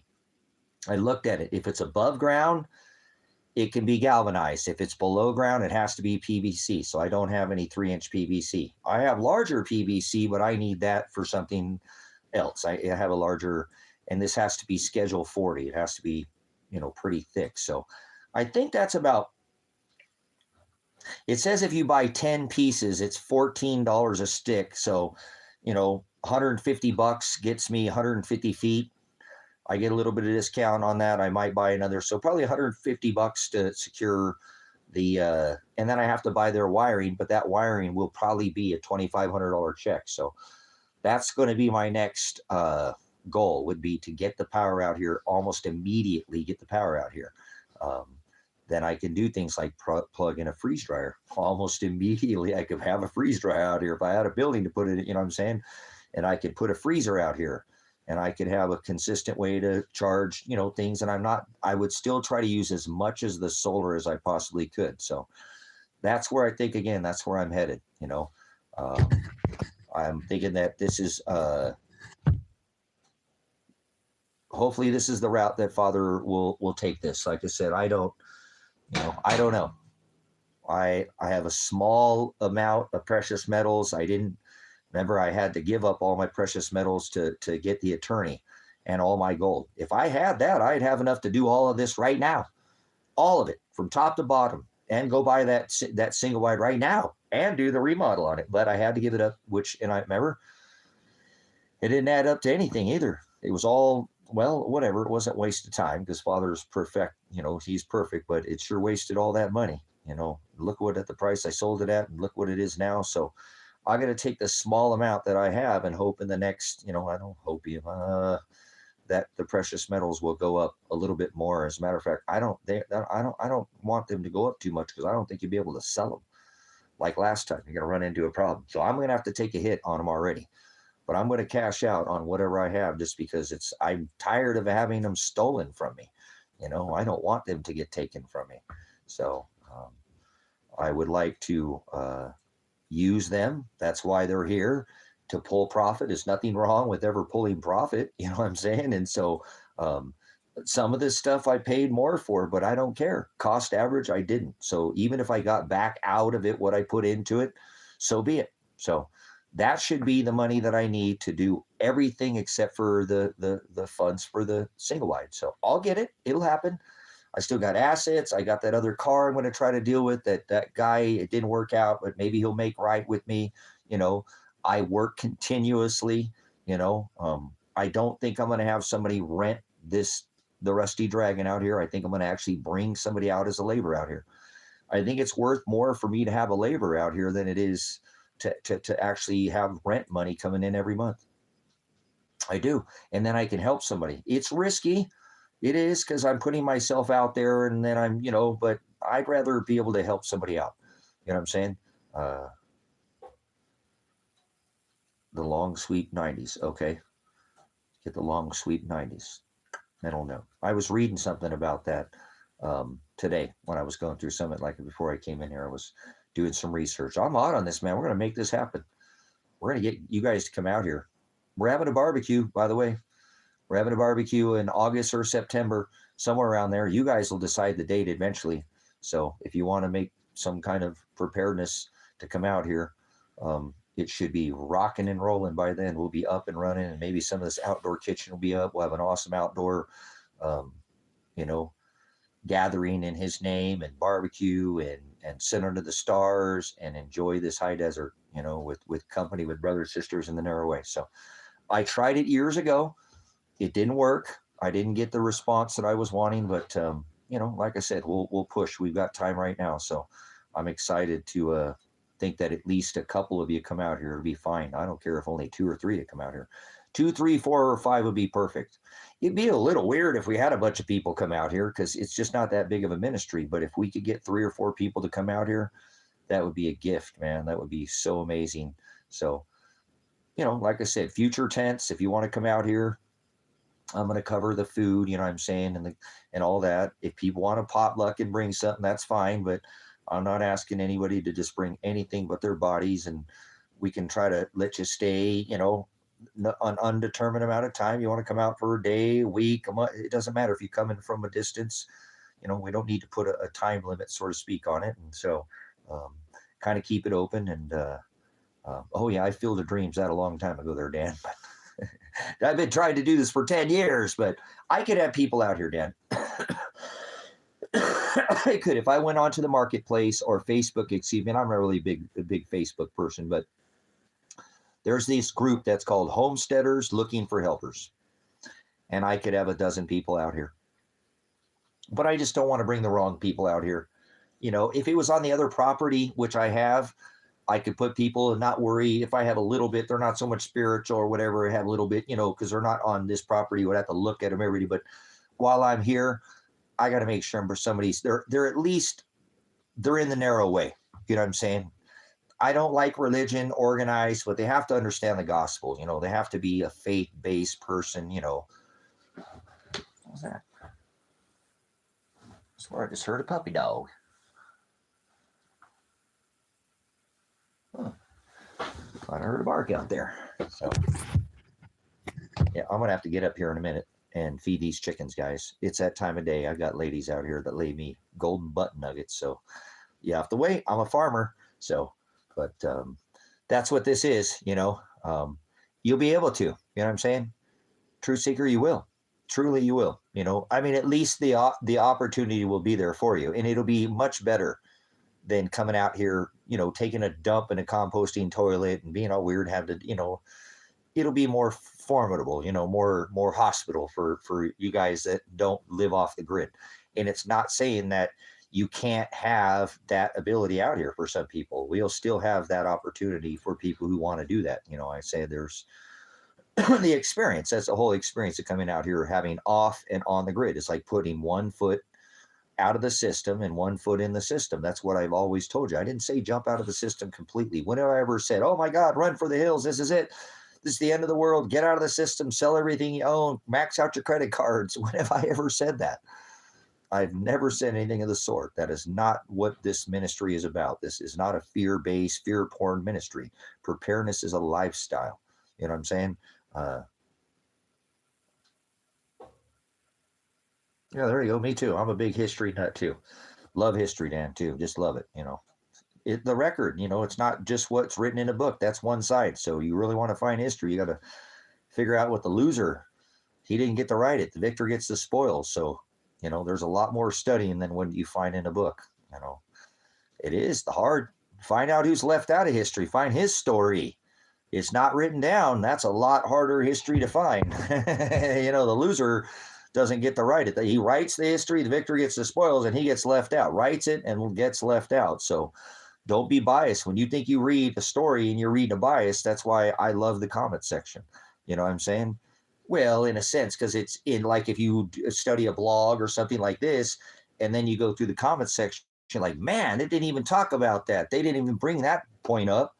Sometimes the comment section smokes the blog itself because people are very amazing people. The comment section can be links and people dropped. I've learned a lot since the World Wide Net and have gleaned a lot from comment sections.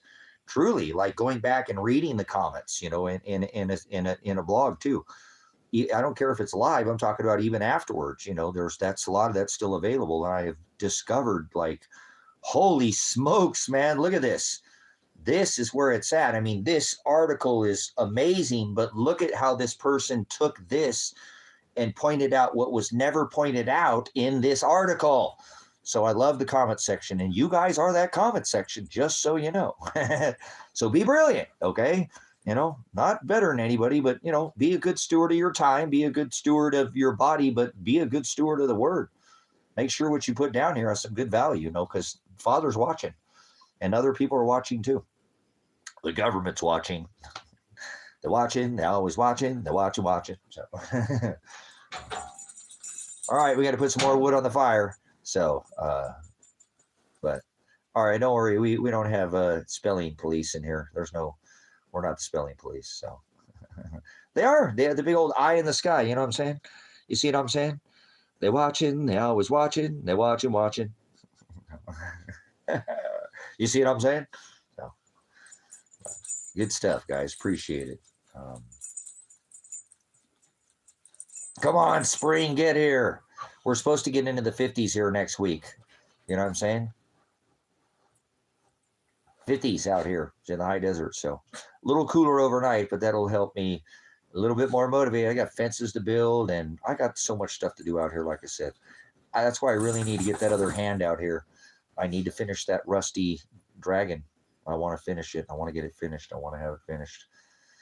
They might let me use that building. I don't know. I'm not sure. They might let me use that building. So I want to get it, somewhat, well, whatever. I mean, I don't want to pull anything back down, but I don't have that much to do on that building. I just have the hardest part, which is that monstrosity roof that I decided to use, monster timbers to, like the big old monster beam that broke my hip and my back, They can't pick small things to do, but I'm not going to do it by myself. You know what I'm saying?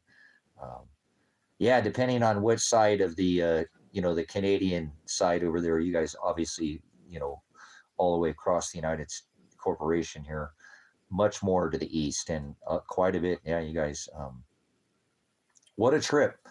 How some places more to the West Coast here didn't get nearly as much.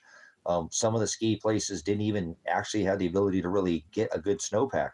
And then they're just getting bombarded back east, on the easterly seaboard over towards that side from the La Nina cycle, and then the Arctic vortex that comes and pushes down from, the Arctic Canada up there towards Alaska and Canada and green, all that Nordic Arctic. So I pay attention to these things, the jet streams, the cycle, and these are all part of a cycle that we're in. So speaking of that, it's time for me to put some more shrimp on the Barbie. So hold on. Hey, hold on. I'm going to put some more wood on the fire. What are we going to do for dinner, puppy dog? We're going to make burgers. Burgers. Oh, yeah, there we go. Burgers. We're going to have to get some more wood before the end of the day, too. And we need to get up there and feed the chickens. So I'm going to have to take a pause here for a minute, go do my farming duties. You guys will have to hang tight there, hang 10 or whatever. Whatever we got to do. Speak now or smoke them if you got them. That's a military term. Smoke them if you got them. Anybody want to take a guess? Obviously, it's winter time, so I don't think we're going to get the number of eggs. I already told you last time, yesterday, what we've been getting. But take your pick and tell me how many eggs. I think we're on the lower day, too, just so you know. I don't want to try to give away anything. But how many eggs do you think we'll have out there? We've been getting between, 1 and 5 and 6 because it's the winter month. So I'll be back. I got to feed these birds. They take care of me, so I got to take care of them. Love the eggs.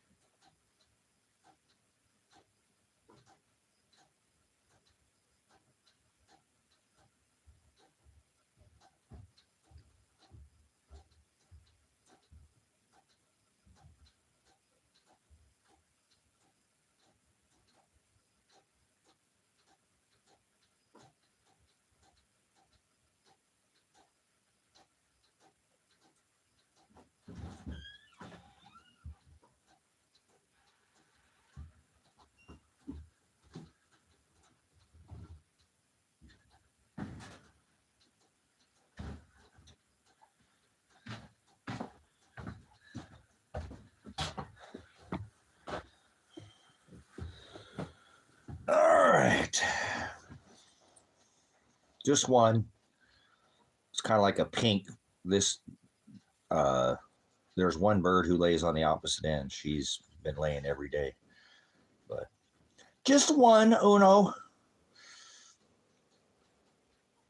It's pretty, like I said, this looks like a pinkish color. A pinkish hue.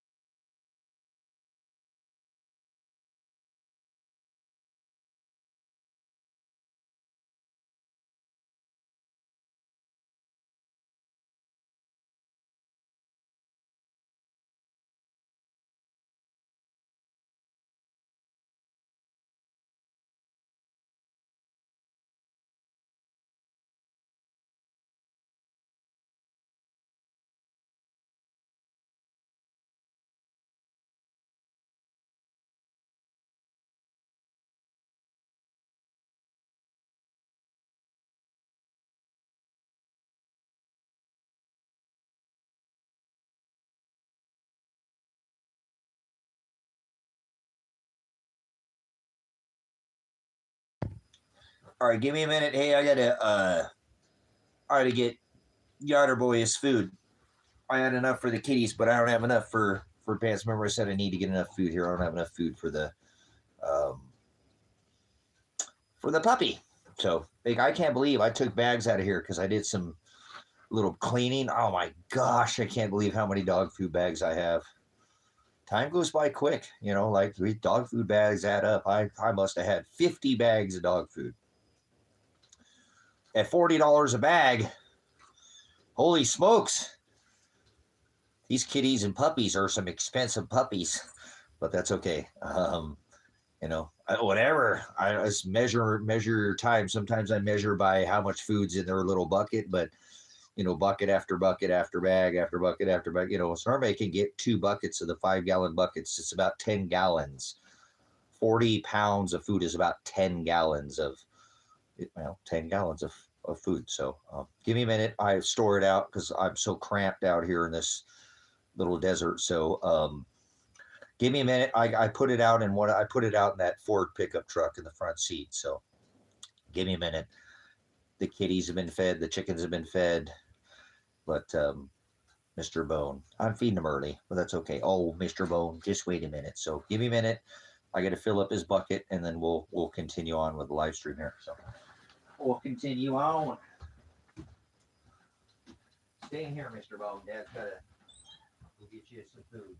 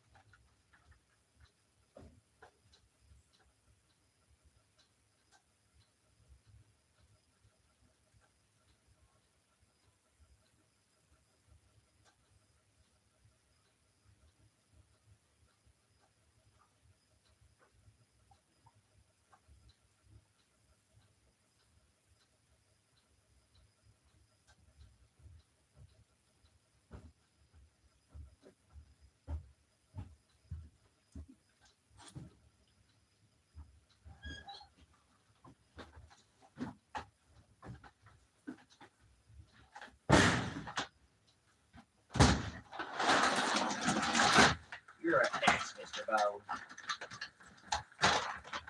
You're my best pet I ever did have, Bobo.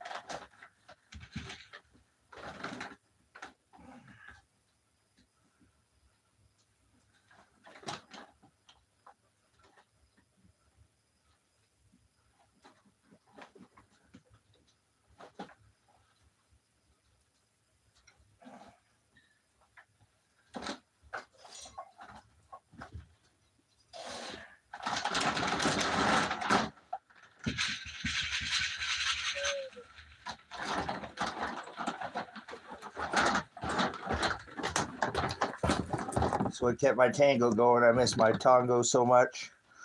I miss my tango so much. I miss him so much. He ate a lot more than Mr. Bone, but he was a big dog, but extra large. But I'm telling you, kept him alive for 13 years. Oh, Mr. Bone.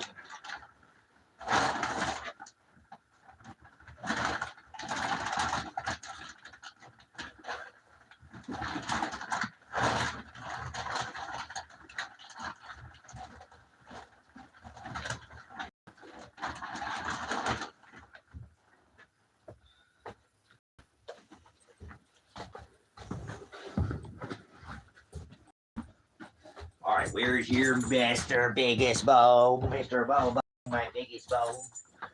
You're my bestest guy.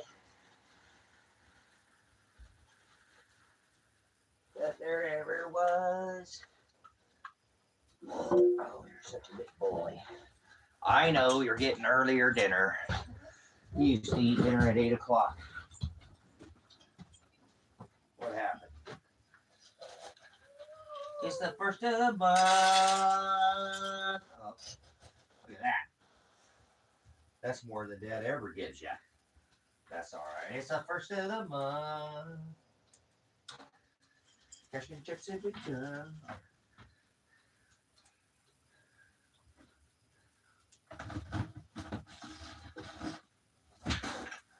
There's for my biggest bone. My best bone that I ever did have. You're the best. You're a good boy today. You're such a good boy today. You're always a good boy. Throw this in the trash. Fresh.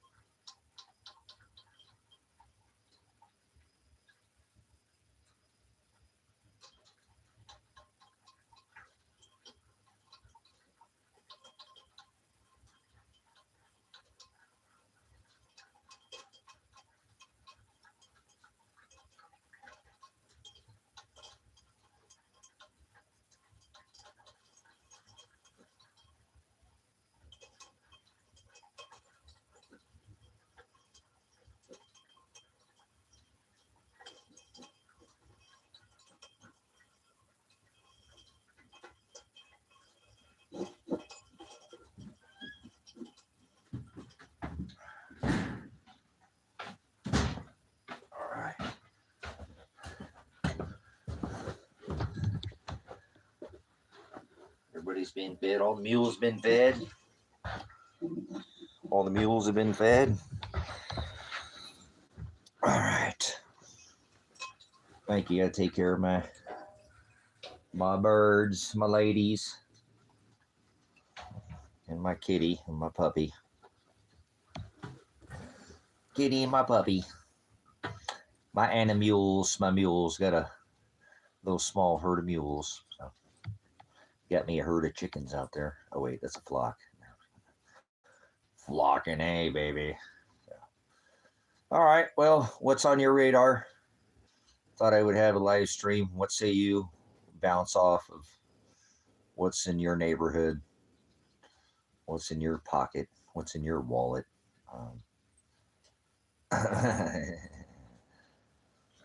What's in your wallet? Like, get out of my wallet. You need to know my finances. Fine. Asses or nances.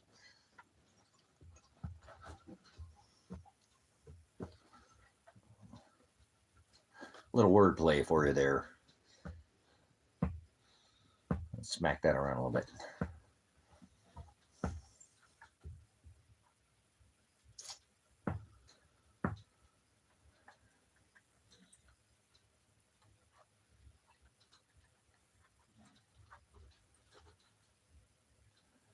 Turning your set back up. Nice. The youngest is giving you an earful, keeping you in line. It's amazing how those kids keep us in line, don't they? Got to make sure we walk that narrow way. You know, being a parent's something else, I tell you. You know, I wish my son would call me and talk to me. I miss being a parent. You know, I did it for 25 years of my life, so nearly half, almost half my life was a parent. So you don't really stop being a parent when they turn 18, so yeah, you get, you might even have to cop some charges for them or whatever, but that's what you do. You got to do what's right. You got to stand up. No, don't be a lay down. Don't take it deep. No, take it deep.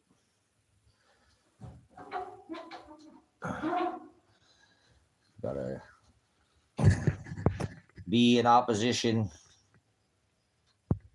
Getting sick. I would recommend drinking water, And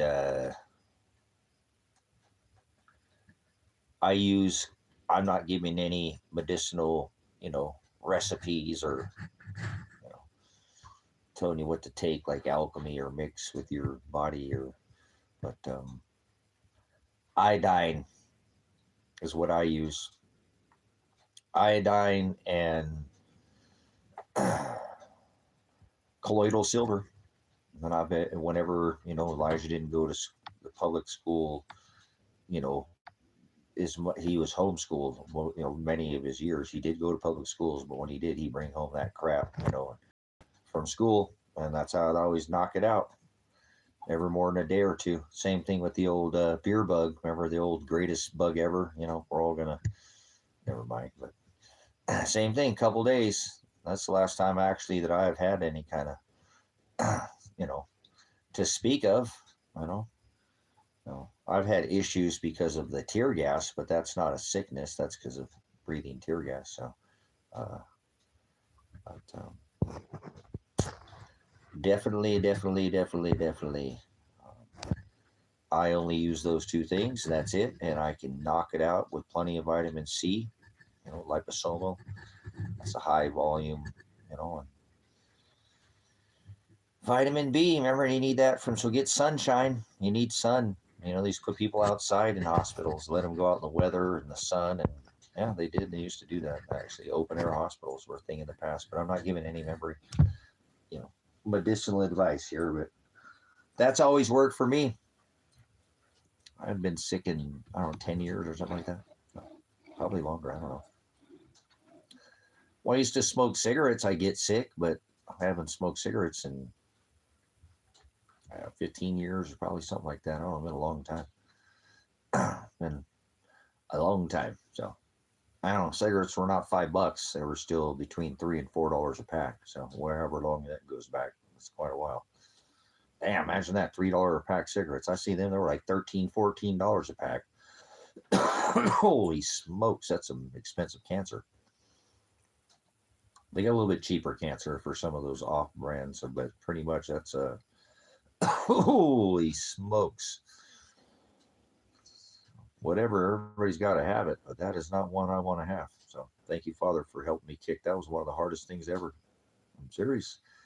I don't know what they're putting on those things, but it's not what they're telling us, because you should be able to, when you do something habitually, like a habit, and then you do it again and again, it comes easier, like habitual and easier. But it never was like that when I quit smoking. It was always harder to quit. So something's not adding up there with me. I know cycles. I know, like saying something habitually. Yeah, there you go. That's what I'm saying. $12 a pack. That's disgusting. That's an expensive cancer. That's what I'm saying. Whatever. Everybody has their vice, but man, oh man, I don't even want to smell like cigarettes.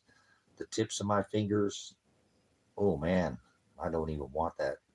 Nicotine, I don't like that. Oh no, I do not. Oh, I just smell. That's what normally I do it. I'm telling you, when I quit, I was going to told you I've done this before. You've been here for a minute. I've talked about writing a book about this. It's a hard thing to quit, but smell is the one that normally I can vibe off of. It's not like I really care what other people think, but you stink when you smoke. So, so that's the one always gets me, how much better that I would smell. My hands don't stink when they get wet. I don't smell like cigarettes. People don't smell. You walk up to an ashtray and can smell an ashtray when you don't smoke cigarettes. When you smoke cigarettes and walk past that ashtray, you don't smell it. Your taste buds change. A lot changes in your body when you quit doing, that. It's like I said, it's hard. I know it's hard. I was going to write a book. Why is something harder to quit? Don't quit until you're ready. That's all I would tell you. I quit cold turkey. That's not the best way to quit things. That's by the doctor's advice, but that's the way I normally go, from a non or a smoker to a non. The very next day, I smoke them if you got them until up to the night before, and then make sure don't bum them, borrow them, or buy them. Well, I don't mean to go there, seeker, but like I said, when you don't smoke, you have a different, your scent is different. It is. You smell things differently. You taste things differently. Your taste buds change. Things taste different when you don't smoke. What's the best thing after eating something? Having an after dinner mint, smoke, right? So it changes your taste buds. So it does. Come on, think about putting that smoke over your taste buds again.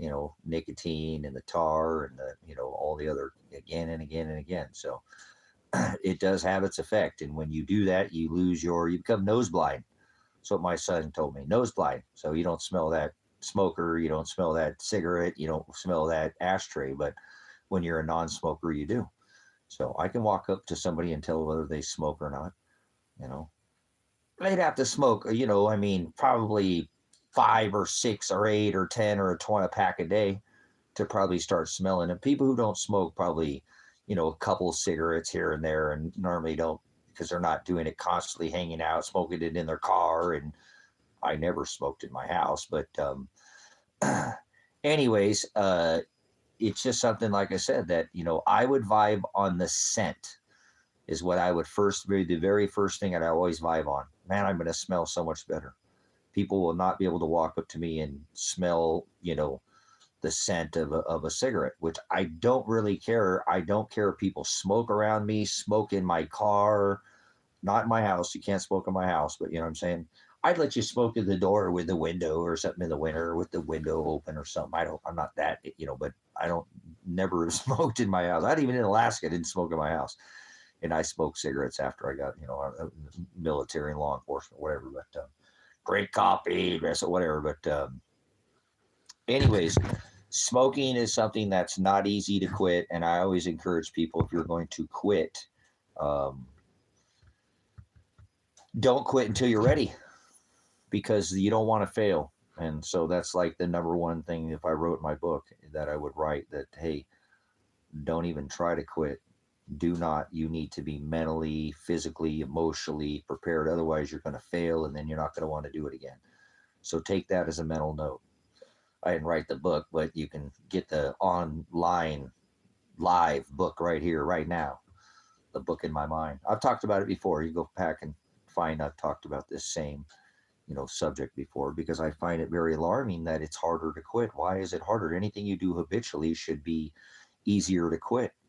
So if you fail at something, you're not going to want to quit again. And so don't quit until you're ready. Wait until you're 100% ready and then tackle it then. Because it's more mental than it is.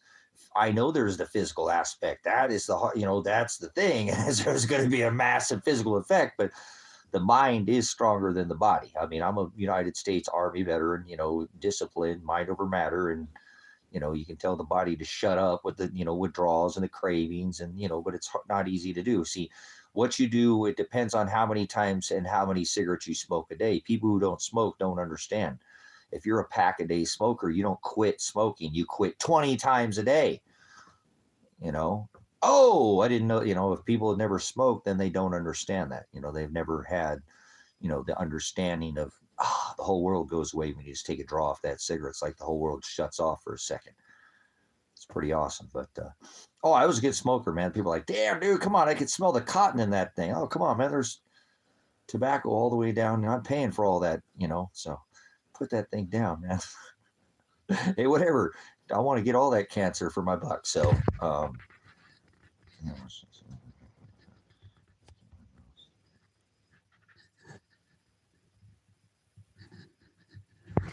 yeah, it's not easy, Sabrina. Like I said, my deal was, and I don't drink, like I said, like that. I'll have a beer every once in a while, but drinking alcohol and smoking cigarettes was now I've tried when I was younger smoking cigarettes, but that's how I don't, whatever. It's not up to me to blame it on my ex-wife, but when she showed me that you could take a puff off a cigarette and alcohol didn't have any more flavor, it just like canceled out the strong. I was like, oh, well, these go together like peanut butter and jelly, and I wasn't a big drinker, but that's what always got me started again, drinking a beer. That's why I've always been kind of a non-alcohol person, because I don't want to go back to smoking. It's not, like I said, I don't have an addictive personality. It's not my thing. There's better ways to, cup a buzz, if you will, I'm not it, but anyways, it's not what goes in a man that defiles him, but obviously some people can't handle no matter what but but it's tough because we go back to our vices. It's like people who have an addictive personality or people who have an addiction strong to harder drugs. The worst thing they could do is go hang around the people that were doing those things. That's why I said you can't bum them, borrow them, or buy them. So it's hard to hang around people. Like if you've been hanging around the water cooler or you go out on the lunch break, you know, let's start with the first. Some people tap that frickin', you know, alarm clock and bam, they hit that smoked cigarette. I was never that person that needed a cigarette as soon as I got out of bed. Not that I didn't have a cigarette, but I'd have a coffee. Nothing goes better with coffee than a cigarette, right? Yeah, you know it. And then have my first breakfast. Nothing goes better than an after breakfast mint, right? Like an after dinner, you know, so there's a couple before the day even gets started, so to speak, you know, but everybody's different. See, they don't think about it. When they don't quit smoking, they forget that you have this too. What you're doing with your time, you know, how much time you spend smoking. You smoke this American Spirit, it'd take even longer to smoke a cigarette, right? What are you going to do with your time all day? These are the things that I would vibe off of. What am I going to do with all this extra time that I have? What am I, all the money that I'm going to be saving? What am I going to do with that? You know, I knew what I was going to do with it back then. So, you know, more herb, you know. So anyways, hey, whatever. That's what, hey, back then it helped. It wasn't a gateway. It was an exit for me. You know what I mean? Heck yeah. I was like, well, hey, I'll be more of a herbivore. So, all right. Anyways, that was back in the day. It's been 15 years, so leave me alone. So, judge me righteously. Don't condemn me. So, all right, moving on. So, again, I am thankful again that I don't have an addictive personality, but it's hard for people to understand if they've never quit smoking or never been a smoker that if you smoke 20 a day, okay, well, then I'll skip the first cigarette a day and then I'll go in and have breakfast. Yeah, what do you do after breakfast? See, and I'm saying, oh, I'll have some coffee. What do you do after coffee? Oh, I'm going to go take a drive to work. You smoke in your car? I do, not in my house, but I did in my car. I'll probably smoke more in the car than anywhere else. Man, I smoked them things like a chimney with the window cracked down. Man, I just keep them coming. Chain smoke those things in the car. So, you know, if people forget, you know, then get to work. And then, like I said, you take a smoke break and then you know, you're not out there with everybody taking a cigarette break. What do you do? Sit there inside the office? You know, you forget. People forgetting how, you know, socially people too, you know, at the workplace, you know, your friends, things like this. It's not an easy an addiction to quit. And then you got this hand to mouth. You know, that's why people pick up things like eating sunflower seed, chewing gum, doing all. And a lot of people actually will gain weight. They got to do something with this hand, you know, like a pacifier. That's what well, I don't mean to go there, but that's what it is. You got to pacify that hand to mouth craving, you know, and then the dopamine, you know, the drag, you know, so, and then the time, you know, that you're,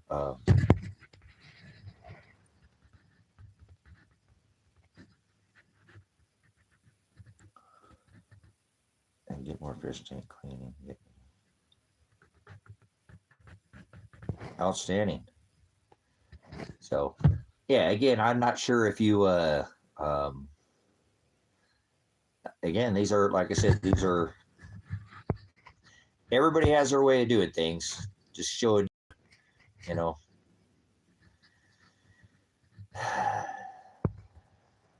Well, like I said, I appreciate the conversation. You know, what Sabrina says, I'm getting the art of going more. Therapy is helping. Yeah, so it's not easy to quit. You know, like I said, to me, I know that people who have never quit before, it is one of the hardest things I've ever had to do in my entire life. So it's not an easy task. Don't think that it is. That's why I encourage people, do not quit. If you're already smoking and you're kind of a, you know, pack a day person, that's normally people who smoke. At least I never smoked really more than a pack a day. I kept myself so thankful. I know people who smoke more than a pack a day, but 20 is normally enough. 20, that's a lot of cigarettes, but I know people who smoke 2 or even more, you know, and have, and my dad did, and my mom does, you know, I know, but that's just, I've never, when I rolled my own cigarettes, I found out that I was smoking more than, you know, I thought I'd do that and smoke less. I ended up smoking more. So I went back to buying them by the pack. And then that helped me actually quit again, because 20 cigarettes is quitting 20 times a day. So don't forget, if you're one of those people that's a smoker, you're not quitting just once a day, and people don't understand that. So it's not an easy habit. You've got to have to mentally prepare yourself. And like I said, you got to set up some ground guide rules for yourself so that, again, you don't bum them from people. That means you can't hang around, go out in the smoke, borrow them. Hey, let me borrow, bum or borrow them or buy them. And and so when and everybody does it different. Maybe you scale down. That's a good thing for people. Moderation, cut back. That's the way a doctor would recommend. Don't quit it all at one time. But I don't do that. Like I said, I go from being a smoker to the next day I'm a non-smoker. Then the day before, I get rid of all the ashtrays, all the remnants, anything that would remind you, or and move forward. And like I said, I'm not telling you to do that because the doctor said that's actually the worst thing to do because it's the hardest on your system when you shock your system like that. But I'm just telling you, again, sometimes for people it's chewing gum, it's Nicorette, or it's gum, or it's sunflower seeds, or whatever, lollipops, or whatever, something to do with this. Not some people need acupuncture, people need therapy, all kinds of different things that will help them. Whatever works for you works for you. The placebo effect is stronger than anything. So whatever is going to work for you is going to work for you. I do not lead people down that. There are so many ways to help you assist yourself in that, hand to mouth action, that you got to learn to do something else with that. Most people pick up a habit, like I said, chewing gum, or, sunflower seeds, or again, some of these things, or just eating more food because you're bored and you've got nothing to do with your time. Some people gain a lot of weight when they quit smoking. So look at that section of the book. Well, the live streams here we're doing. So careful. A lot of people balloon up when they quit smoking because they don't have anything to do with their. A lot of people gain weight when they quit smoking. So because they've got to do something with that hand to mouth action, like a pacifier. So just so you know, people never think about this when they're not a smoker. They never think about that pacification, putting that hand to mouth, getting that, pacifying with the nicotine, pacifying that addiction, pacifying that, same, but more than anything, sticking something up to your face. Smoking a cigarette, what are you going to do when you don't do when you used to doing that 20 times a day? And how many times do you do that to smoke one cigarette? So normally you replace that with sticking food in your mouth, and you're getting bored because you're used to going out every hour and smoking cigarettes. You're like, oh man, I need to eat some Fruit Loops. Don't do that. Oh, maybe you're gonna eat a fruit roll up, or maybe you have a ho-ho or a dan. You'll just start jamming things in your face because you're bored, because that's what you used to doing with your time. So you have to figure out what you're going to do with that time. 7 minutes a day times 20. How many, how long is that spent at the ashtray or whatever, sitting outside? If I don't smoke in my house, doing that. So what are you going to do with all that time? That's where people, like I said, their habit is using that as crutch to get through the day, and it gives them time to do something. So I'm not getting on anybody. I've been there, done that. But what are you going to do with all that time? And then now you're not doing this, and you got the addiction. It's a hard habit to quit. So we're having the conversation. So anybody watches the live stream, if you enjoy it and you want to contribute to take a pack of cigarette money and throw it into the live stream, you can throw some, at my Cash App or PayPal, and start your quit right here, right now. No, no, I'm not going to take your money from you for smoke. So don't let me take your smoke money. You take your smoke money and go buy some smokes. I'm not going to tell you what to put in your body or not. Okay. Like I said, we all have our vices, you know what I'm saying? But I want you to be real about it. Quitting smoking is not an easy task, and it's extremely tough. And it is, if you're going to understand it, when you're ready to do it, you have to be mentally prepared, super mentally, and probably physically prepared too. Be healthy, get your diet right, because you're going to probably get grumpy, and the people around you are going to probably not be the nicest person when you don't have your, pacifier. Oh.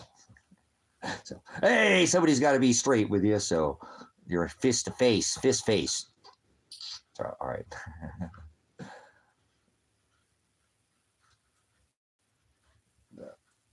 But it's a tough habit. And like I said, there's lots of ways. Whatever works for you, I would recommend, because try to remember what I'm telling you. The placebo effect is stronger than anything. So maybe it's just cold turkey, which I don't recommend, as doctors don't recommend. I do, but doctors don't. You know, maybe it's chewing gum. Maybe you need the Nicorette, but maybe it's just, you know, regular aspartame, disgusting, terrible Trident or whatever, which I don't recommend chewing gum because it's toxic. Okay, it is. I don't chew. I used to, but now, you know, you know, sunflower seeds. That's not the worst habit. The little sodium's not the end of the world, you know, and that's a good way. I know some people, because there's a lot of, you can put a lot of sunflowers, you know, in those bags, can last you quite a time. I remember I ate a lot of sunflower seeds. We'll play baseball and sports and stuff. So, like I said, it's probably not the most, you know what I'm saying, because of the sodium and some of the other stuff. But I'm sure there's better. Maybe you can find some that are not. You can just probably want a cracker, and you can eat them without the salt. I don't, whatever. It's not the end of the world. They make them in dill pickle, barbecue. They make them in all kinds of flavor. I don't eat sunflower seeds anymore. But something like that, a habit like that, something would, you know, do something with your time. That way you're used to, and then you can kind of wean yourself off. I like the idea of sunflower seeds, you know, if that makes sense. So you're not a bird, you know. Cheap, cheap, cheap. Please don't cheap. Come and see me. You ever listen to Bob? That's the song. I don't speak bird. So go listen to some B.O.B. Bob and then come back and tell me. But anyways, there's, you know, like I said, maybe you need to go see a therapist to help you for support. Maybe you just need a mental person to talk to about it. You know, some people use that.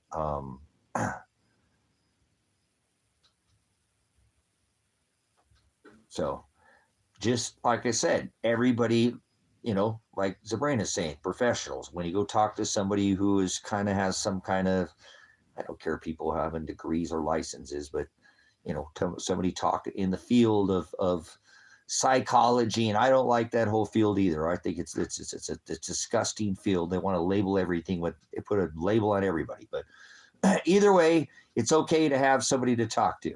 It's not good to hold things in. It festers and it grows into things, you know, like ulcers and, you know, heart attacks. And, you know, like if you didn't talk to anybody about it, you'd build up, and you like a teenager with, you know, all, you know, body going all haywire, you're going to explode, you know. Well, whatever, that's how the body works when it's young. It's growing, and, you know, like acne, and when everything gets a little weird or whatever. So it's all that. All right, moving on. So you don't want to do that on anybody, and that's what happens when you cut out, you know, such thing as nicotine. And then look at all the actual chemicals that are in a cigarette once you actually light it up, you know, all their carcinogens. And all right, we're not going to go there. So either way, well, I think that there's other stuff in there that they're not telling you, because again, I've talked about this multiple times, and I don't understand how when you quit something, it should be easier to do every time you have done it again, not the first time, and again, not the first time, and again. And it always got harder for me to quit. That's why I actually quit, because I didn't think I was going to quit. I was like, I'm going to smoke for the rest of my life. This has got me by the, you know what, you know, because I like to smoke, you know what I'm saying? So, you know, I like to smoke. I wasn't one of those, like I said, I'm not offended by cigarettes. Somebody could smoke around me and it doesn't make me want to smoke a cigarette. I'll never smoke a single cigarette ever, you know, never buy a soda, you know what I'm saying? There's just certain things when I stop doing them, I don't do it anymore. So everybody's different, you know what I'm saying? But that's why I'm trying to tell you, if you're trying to tackle something like quitting smoking, it's a monkey that stays on your back, that doesn't go away. Don't let anybody tell you, oh, there's just this magic thing like a quick fix Jesus. It's going to be a process. And I think that they put more chemicals in these things that they're not telling us about, that's causing this addiction. It's not the nicotine. I know nicotine is a habit forming, and I know it can kill you, but I'm not talking about nicotine. I'm talking about, there's obviously, why would it draw you like I said, my mind was almost to the point where I was going to just give up and smoke for the rest of my life. I knew I was on the verge. Seriously, I like to smoke that much. I enjoyed it. So I don't ever have a problem with when somebody smokes. It's like I understand what it is. It's a very pleasurable experience. It's not good for you in any way, shape, or form. You can't say that, but,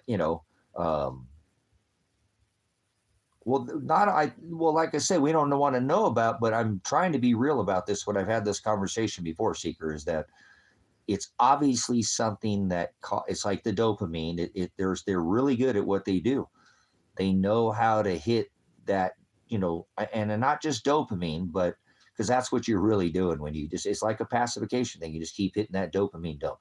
Every time you take a drag, dopamine, dopamine, dopamine, dopamine. It's like a pacification, It is. That's the way it works. And I know, because I love smoking cigarettes, I love that it makes the whole world turn off for a second. Even if it's just for a second or two or three, when you draw off that cigarette, it's like, forget about the world. I don't care.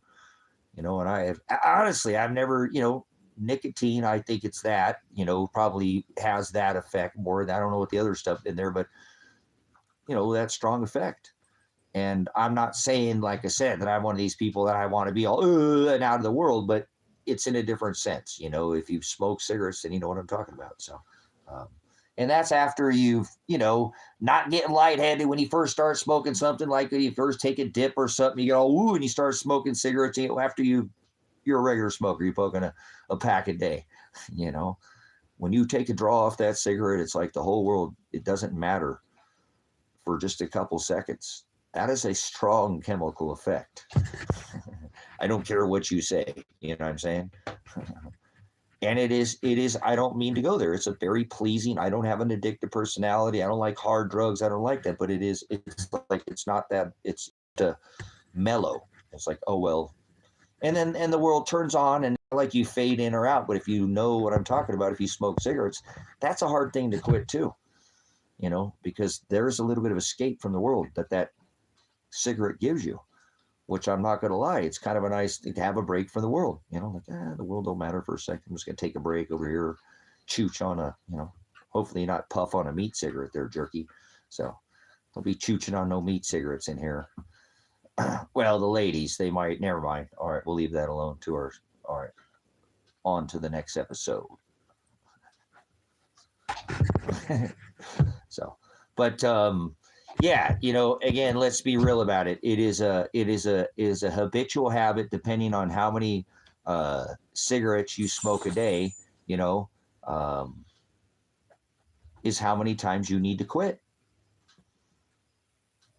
So that's a hard habit. Old habits die hard, and there's obviously something in these cigarettes that is not being disclosed, because every time I ever quit, it got harder to quit. And that doesn't make sense, because anytime you habitually learn to do something over and over, it's what you were bitching about and whining and griping, apologize for the cursing, trying to keep that to a minimum. I've been doing a lot better, haven't I? Then it doesn't become so hard. You do it day after day, night after night. Next thing you know, you could do it blindfolded, and you're doing it in your sleep. The same thing you were griping and moaning about is habitual, and that should be easier, right?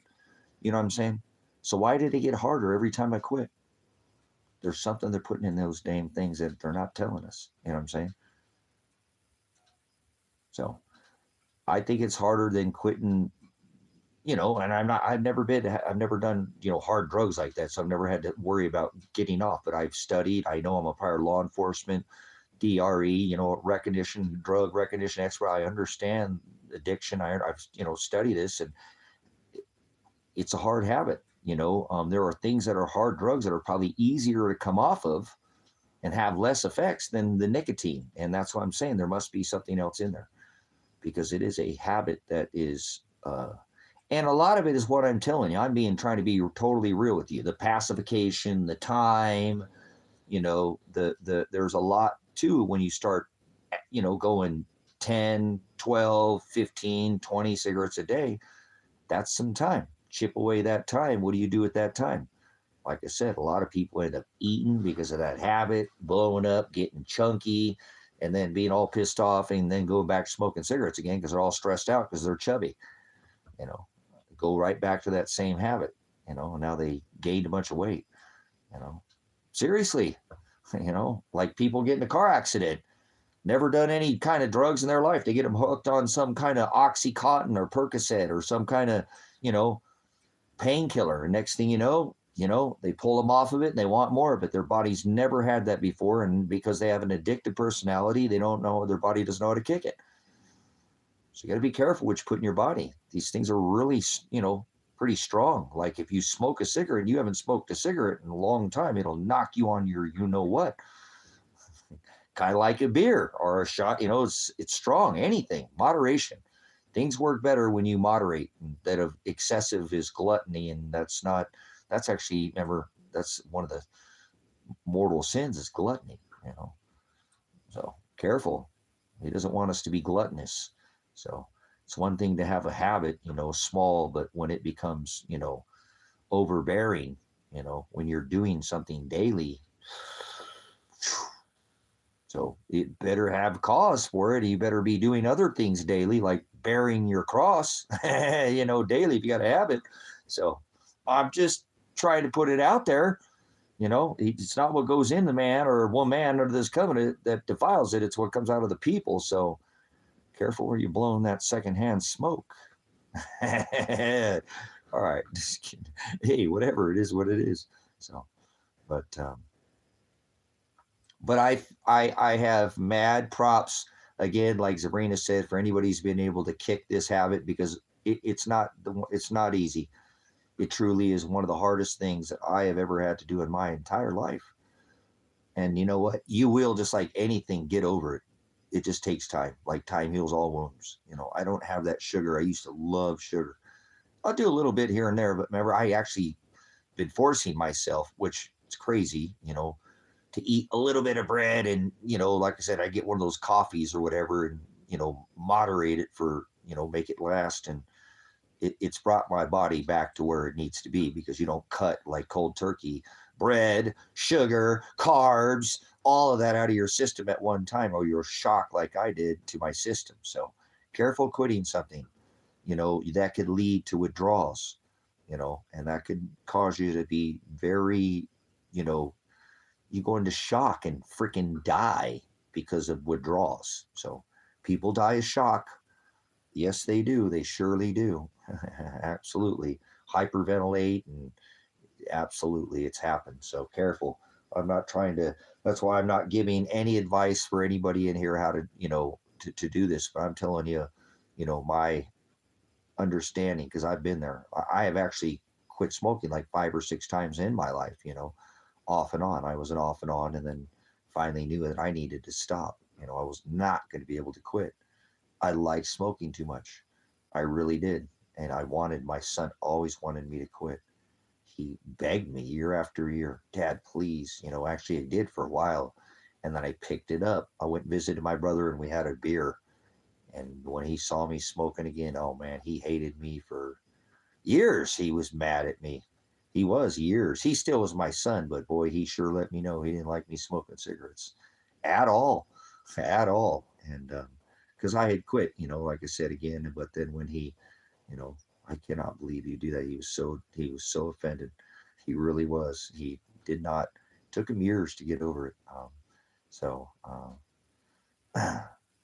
I'm glad that I had him pressing me, because when I didn't do it for him. Remember, I said I did it for me, which was a bonus for him, but I did it for me. You got to do it for you. Don't do it for your kids. Don't do it for anybody else. Do it when you are ready. Otherwise, you're going to put it on the kids. The kid's going to do something to stress you out, and then you're going to smoke a cigarette and blame it on the kids.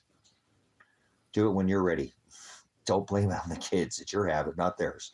So, hey, I got to keep it real in here. It's a hard habit. Old habits die hard. So I understand. I'm trying to help you, side with, it's a process.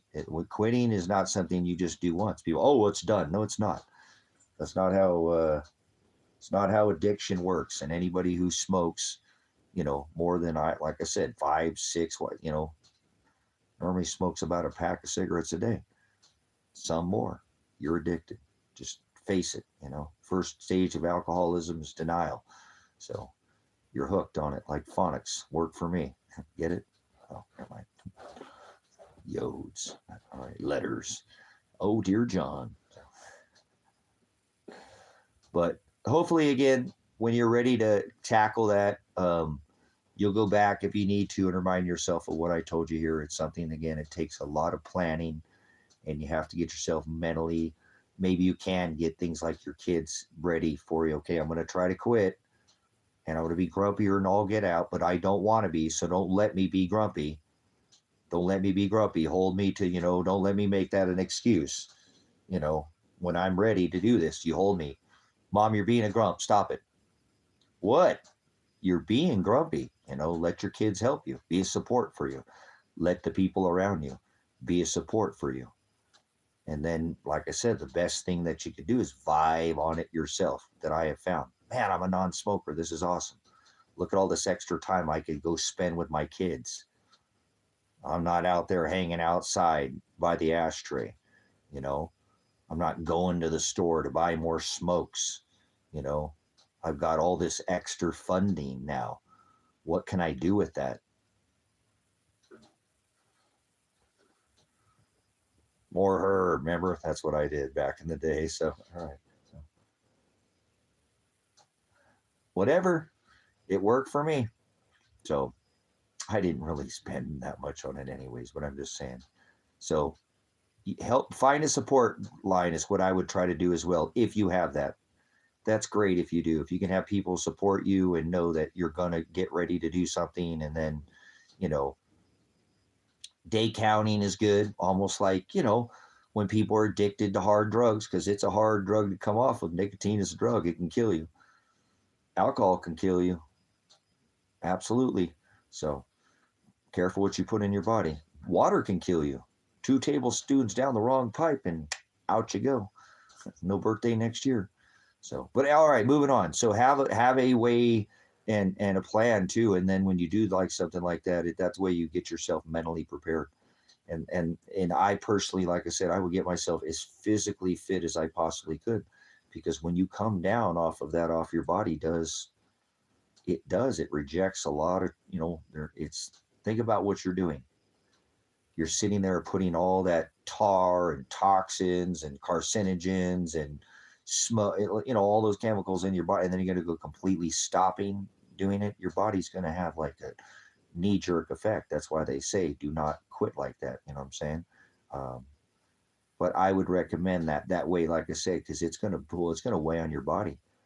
Some people get sleepy or all get out. They want to sleep. Some people, they do get energized. You can have lots of different, effects if you're pulling something that you put in your body time and time again, and then just stop doing it, or scale it back tremendously. It does have its effects, that whipsaw effect. So you got to be careful with that, like I said. But once you get past that point, which again is not a forever thing, I don't know what the window is on that, on how long that you have personally.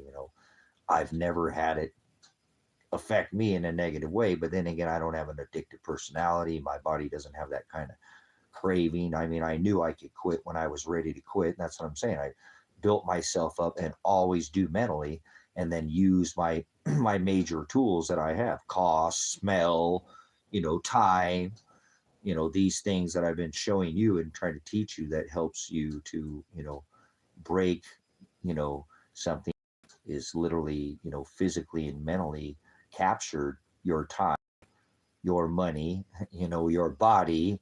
It is a pretty encompassing habit. Like I said, people don't realize, what they're doing is, it's innocent, it's harmless. No, it's not, and there are people who smoke until they're 100 years old and they die of old age. So I'm just trying to tell you, I know, like I said, I remember my son, his ex lady, she didn't want him smoking, and he went outside the house and started smoking. It caused him problems, but I understood, and I supported her.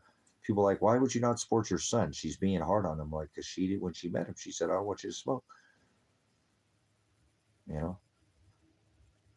so, and I could respect that. She's like, I don't want to take care of you when you're old. You're all messed up with cancer, or you got a stoma talking out some microphone, So when he did, I'm like, dude, You're going against what you had an agreement with your wife, man. That whole thing with him getting in trouble, going outside the house, it's kind of what got him, led him into that, you know. Um, he was trying to be respectful out of his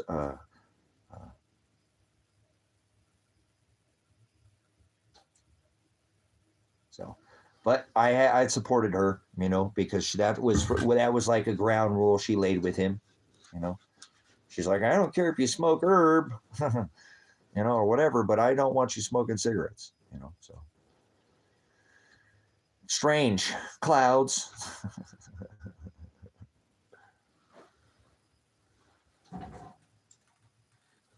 Uh-oh, what do we got here? I think I need to try to throw some more wood on this fire. I'm gonna have to go get you some more wood for the end of the night here, aren't I?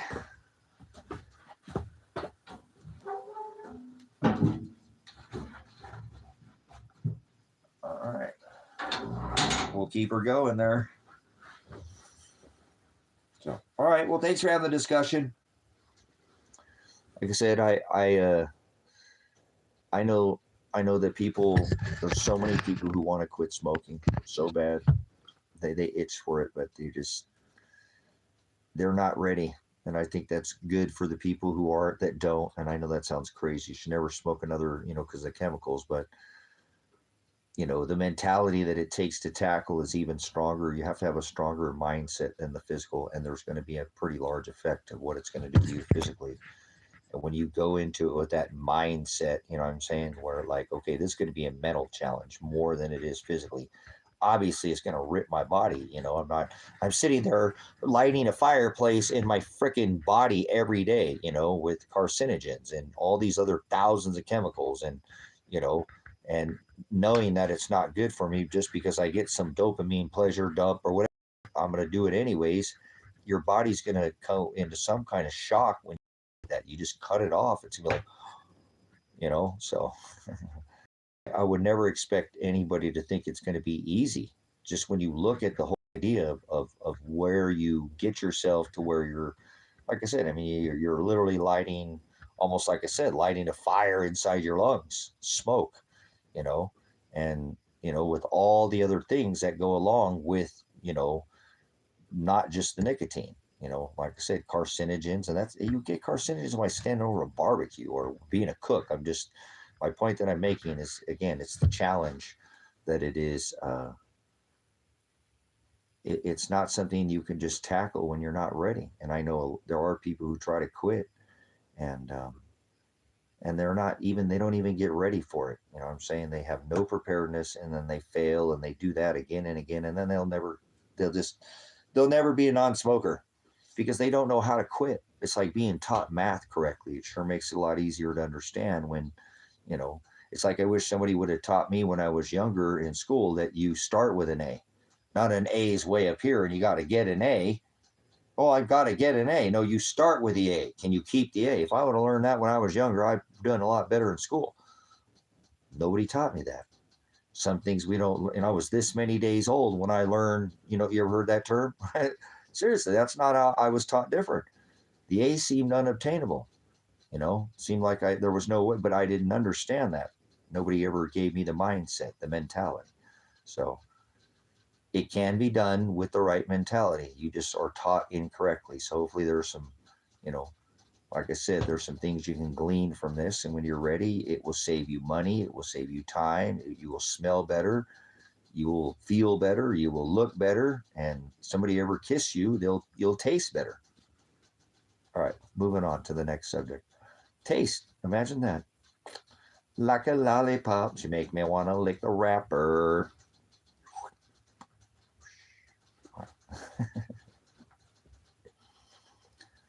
Rolling, hating, trying to catch me bad and dirty. All right.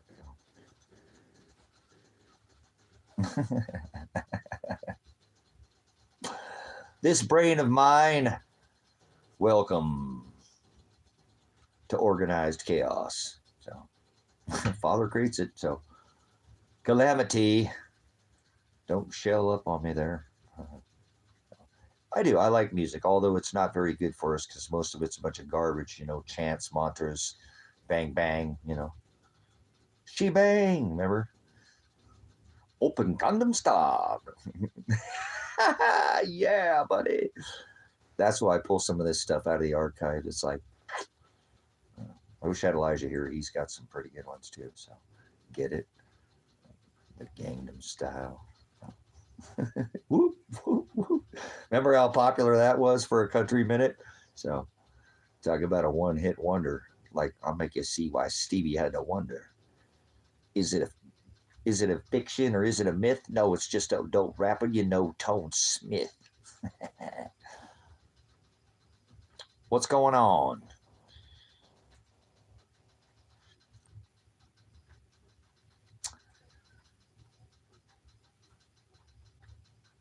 There we go. Good stuff. You got the kiddos that do the background for you. I could play the background. I could play the background. Yeah, how about that song, huh? You know that song by Lecrae, do you? You know that song, Background by Lecrae? Go listen to that song if you ain't heard that song. I really don't like he sold himself out, but go listen to the song Background by Lecrae. It's a good song. Who's the lead singer of this show? So, have you ever listened to the song Background by Lecrae? Listen to that song and listen to Don't Waste Your Life. Listen to those two songs by Lecrae. He has more, but those are, I forget what album those are off of. Don't Waste Your Life. I played them, used to play them on the live stream, but remember we get strikes because you can't play music on YouTube. It sucks. We used to be able to. We used to could. But I used to play those songs. I used to play Don't Waste Your Life in background. So I played them on here. They're good songs, though.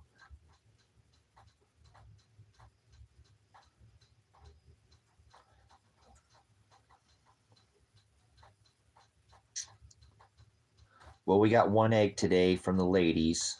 Thank you, my cinnamon queens. Run to the hills. Always going to do Iron Maiden here. Run for your life.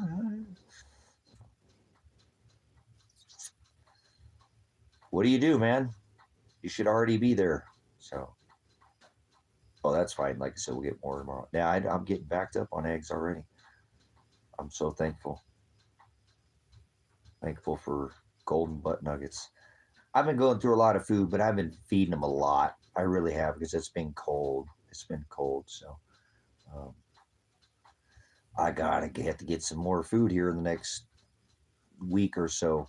You know, I can't believe how much food. I really had a lot of food, but I have been shoveling it on them.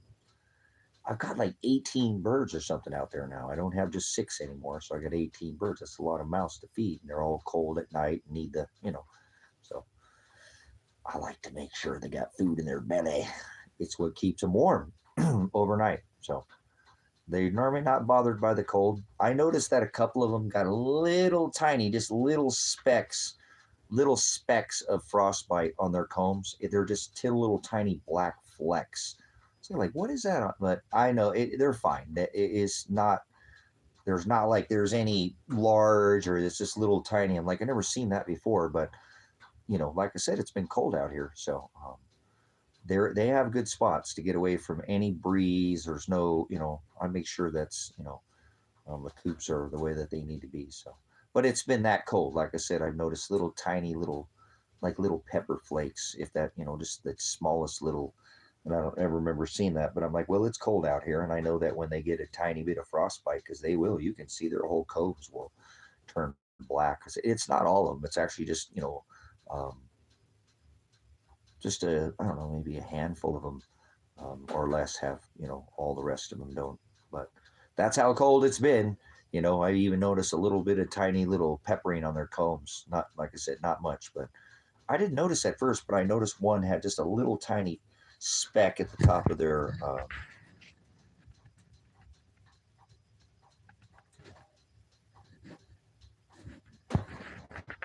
No, but I'd love to do that. Dial up.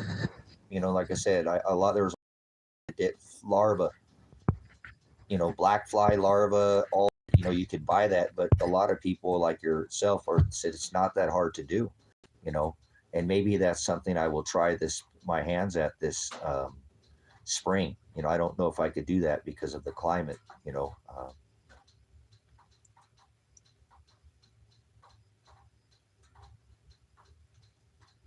Nice. Kicker is fly larvae need dry soil. So, right, that's what I was saying during the summer, and I looked into this a little bit, and it's, black soldier fly larva, you know, and you can grow, a tremendous amount, and they love that.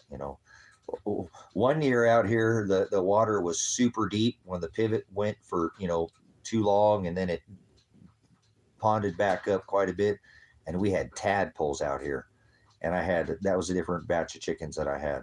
I ate all those chickens, but it is what it is. They had to go. It was winter time. Just wasn't going to pull through the winter. But anyways, I fed them tadpoles, and they love that, man. I was scooping them out by they're like freaking golden nuggets. The way they really like those little tadpoles. Not like larvae, but they like tadpoles too. So, anyways, I was netting them out by hundreds of them. It was a good little treat for them. But I know that, again, thank you, Dialect, that's a great way, because they've really been advertising those a lot. Like I said, I don't get on Facebook, you know, all the time, but I'll go on the marketplace or whatever, and it'll show up on my feed. And a lot of the times, because I raise chickens or whatever, and it's just part of, I'm actually a part of a group that's called Backyard Chickens, and everybody's got a chicken story on. Everybody's got a chicken PhD in chickenology, whatever. So, but it is what it is. But it's good to get a lot of people collaborate and talk about issues and ways to overcome. You learn from other people's mistakes, and everybody's a critic in there. But again, I get a lot of ads for that black soldier fly larva, not just the mealworms or whatever, but that. So, but then when I was looking into, some of these people say they do it themselves, and it seems like something that you can actually do without a tremendous amount of cost, and you can capitalize. And this is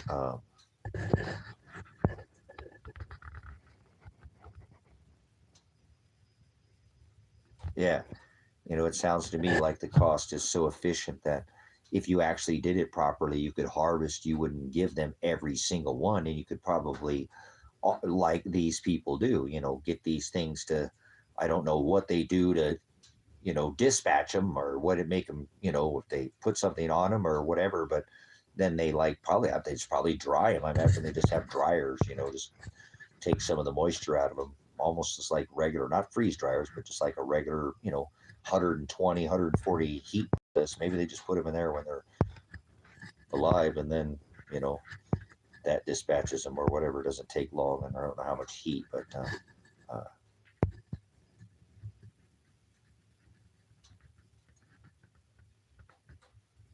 yes, much agape there, Sabrina. Thank you so much for all your conversation. That hopefully when you're ready, you can glean to be ready to do that. That would be a big challenge. So I'll be there to support you when you're ready. I'll give you all kinds of tips if I can there. Not just the tip, lots of different tips, or, well, advice, Thank you, Sabrina. Appreciate it. Love having sister. Sabrina is part of the ministry. She's an abundance and bounty, adds to the ministry. Always good comments and a tremendous amount of support.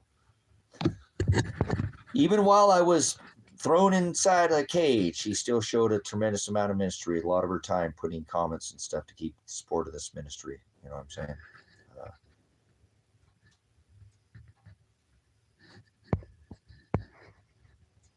I did the math. I need a population of 15 flies per chicken.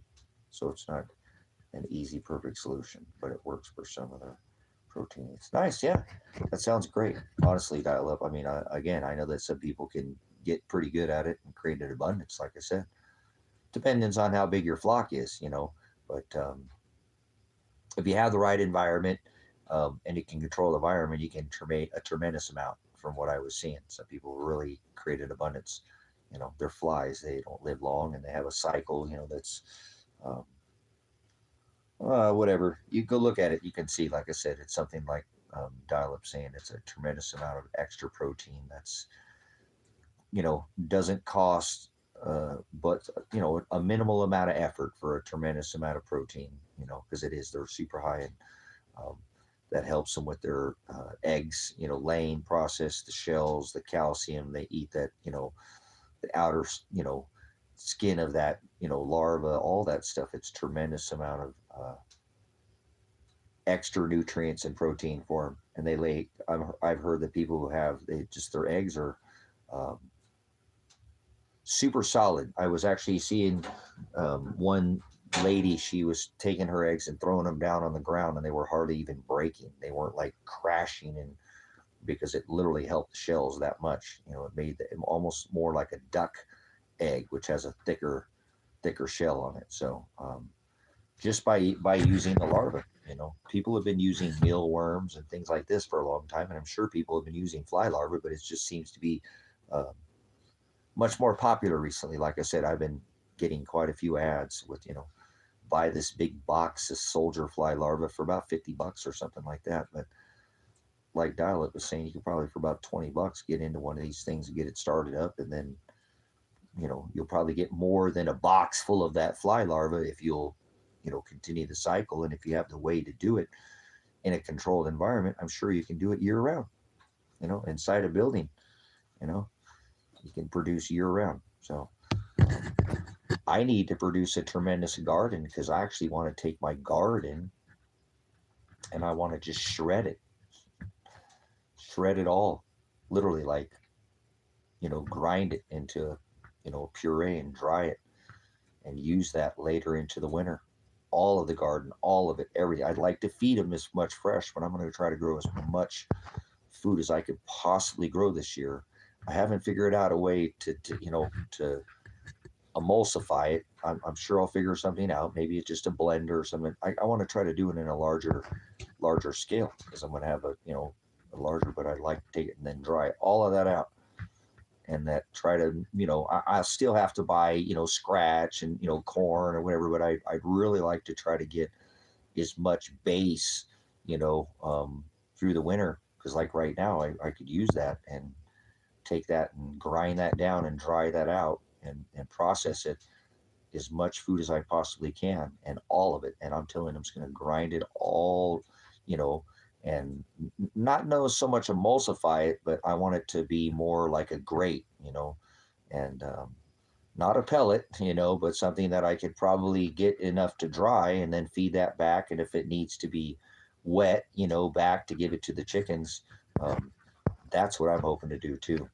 for my extra this year, so that I can have some through the winter months, where you got to feed them a lot. Like I said, these birds have eaten a lot more than I anticipate. But when I do that scoop route, I'm like, I just don't skimp, and I feed them both in the first part of the day when they come out of the coop, and then, before they go, go back and roost at the end of the night, I make sure I feed them before then, so they get two really large helpings. And so that's why it's, a little extra cost too. Like I said, I put peppers, red pepper and, crushed peppers, a lot of peppers, this, and that's actually this food that I have completely organic, that I was getting when I got the lady let me purchase the food from her, and she had already purchased quite a bit, and a few bags, and I purchased them for her, but I already went through almost all those bags. But that's okay. Like I said, they're worth it. I don't care. The eggs are tremendous. I would never, ever say that a store-bought egg is anywhere close to an egg that you get off a free range, a chicken. It isn't no comparison. Even down to the, hard boiled is so much better. The yolks have so much more flavor, color, texture, taste than the store bought. They lose it. They're watered. The water, they don't have any. They're like runny. It's like putting a caking oh, whatever, like, what the heck am I thinking of? Putting into something to make it like, gelatinous, making it, like they put in cow spine and jello. So, but whatever, I was thinking about putting it in. They do it in sauces. I don't know why it's skipping my brain, but anyways, you need it to, like I said, that process to. Um, but either way, again, I'm hoping again that this year I can produce enough food to have extra, and again to be able to again puree it. I don't know the exact process that I'm going to do, but and then to dry it out and then feed it to them all winter long, you know, and try to cut down my food costs because it is, something like I said, they eat a lot, but that's okay. It's always worth it because the eggs always taste better. So I can fathom in the future that if I, can cut back some of the process, I know it's organic, some of these pellets and stuff, and grow a garden per se. And I'm talking about, and they'll eat it all. They're chickens. They have that, like I said, I'm sure if I'm not, you know, if you put it in the right form, they pick at it. They love to pick and scratch, and that's just the way they are. Um, and I don't like I said, I don't like to overfeed them too. And I know I feed them a lot because then they won't free range. So I make sure I don't overfeed them, and they still love to free range too, and we get to do that out here. So, um, how cool is that, man? These birds are tremendous, just asset, to have. And I'm thankful to be able to have space to raise them and have been successful, like I said, at, you know, keeping them and laying through the winter, which is cool. My other birds, they're not still laying, but that's okay. When they pause, it doesn't mean that you'll that they'll wait back, come back into the spring. They're not going to lay less eggs. A chicken only lays so many eggs in its lifetime. So um, when you put light in your coop, when they keep laying, you're just, I mean, when they stop, you're just gonna have your eggs sooner. That's it. That's all it does. So I kind of like them to cycle, in and out because I don't need, there's 18 birds out there. I don't need 17 eggs a day, 16 at more than a dozen and a half, eggs a day. I don't need that many eggs. I could possibly, if I had the freeze dryer out here, I'd take as many as I could get. See why I need that freeze dryer out here? See the difference of having that freeze dryer out here? I don't care how many eggs I get. As a matter of fact, I'd probably get twice as many birds as I have now. I probably would, because I would probably start hatching some out and selling some. There's nobody out here doing birds out here in this valley. There's not anybody to bark about. Well, to squawk or crow about or cock-a-doodle-doo, you know. We'll call it any cockle-doo. How about that? All right, just kidding. Just joking. It's just a kid. It's just a joke. So, all right. So, these. I'd have it run by the ladies. All right. So, that's again. There's a form of income. You know what I'm saying? Too. People forget that. You know, there's lots of ways to create abundance. You do hatchling. Put out pullets. If you could get the food costs down, it could be quite, profitable. Chickens are getting more and more popular every year. If you notice, as the egg prices, jerk around, and sometimes they're $7, sometimes they're $12, sometimes they're six, $8. They're getting expensive. If a farmer ever thought that he could get $1 an egg, he'd probably sell all his, equipment and buy nothing but chickens. But it's good. It'll get there again. They do their little rituals, They do, you know. Oh, um, January, that's Giannis, the one with the rooster or the cock. That's normally when the price of eggs go up, is in January. I've watched the cycle. I've seen what they do. So people are getting more and more hip to this. So it's never, just so you know, it's never a thing about price with chickens. Don't like, oh my God, I'm going to get chickens and I'm going to save so much money at the eggs from the store. No, that's not how it works. Eggs are not cheaper from, chickens. They're actually more expensive to raise your own. Well, if you're buying any kind of feed, and I buy feed, so I told you I got to get some more feed soon. You know, they're going through a bunch. So, but it's worth it. The eggs taste way different. You can water glass them though too. Remember, I wasn't super successful at water glassing. It's my mistake. I'll never make that mistake again. Sometimes you know I only need one black eye. What's the difference between having one black eye and two black eyes? You didn't listen the first time, did you? Oh no, just kidding. That's not a threat. I'm just joking. So, but I didn't have wide enough, mouths, and I broke some of the eggs. And I think they'll still work, and I will 100% feed these back to the chicken. So you don't lose anything. If not, I'll throw them in the compost pile, and we'll compost. We'll get the nutrition out of them, the nutrients by getting it that way, putting it back into the soil. One way we won't lose them, but you know, um, I learned from my mistake. But you cannot water glass store-bought eggs because they rinse them. You notice you get them and they're in the grocery store. If you're an American, they're cold. The bloom has been washed off, so they don't sit on the counter for weeks or months at a time. And then if you water glass your eggs, they can last for years in a jar. If you pickling lime them. So, well, not pickling, but lime. It's water glass. But either way, like I said, there's ways to create abundance. I would rather freeze dry the eggs personally than, it's not that I wouldn't still water glass some eggs.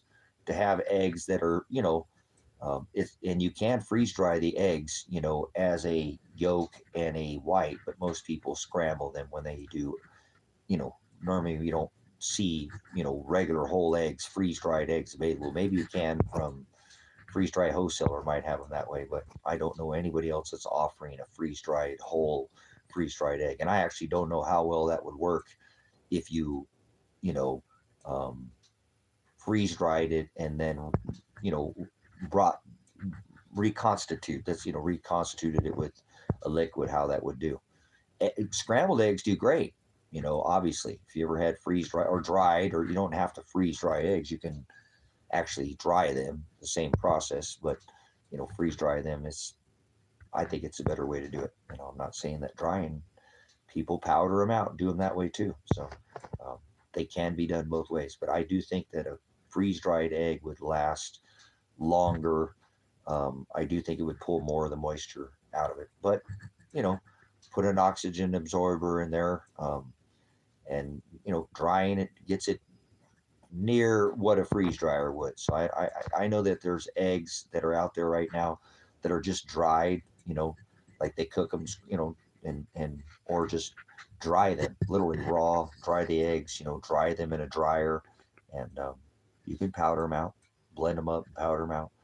Uh, they're very similar to a freeze dried egg, but I do know that people say that the freeze dried egg is hard to tell the difference between, and some people say powdered eggs. They don't like powdered eggs. Well, a lot of powdered eggs are just regular eggs. I'm not talking about some whatever. They got some weird scrambles and some other eggs. They add stuff too. I'm not talking about that. I'm talking about a dried egg, that's, um, you can put it back liquid to it. And then, but some people say they don't have the same flavor as a freeze dried egg. Most people, again, would compare a freeze dried egg to a fresh egg from scrambled. It is that close to a fresh egg. So um, that's why I like the process of freeze drying. It's a nutrition thing for me more than anything. It takes less than 3% of the nutrition out of the food through the process because you're not using any heat. You would lose some of that process. If you try to cook the eggs to scramble them, you don't have to make them dry. But when heat them up, you're going to lose the nutrition out of them. So heat them up to be, to make the process of like, drying something and then heat it up again, you're going to lose the nutrition. You don't get that out of a freeze dryer. There's a massive benefit to freeze dryer. It's a nutrition thing as well. A lot of people ask me why, when I bought my first freeze dryer, oh, it's a doom and gloom thing for you, right? No, it's a nutrition thing.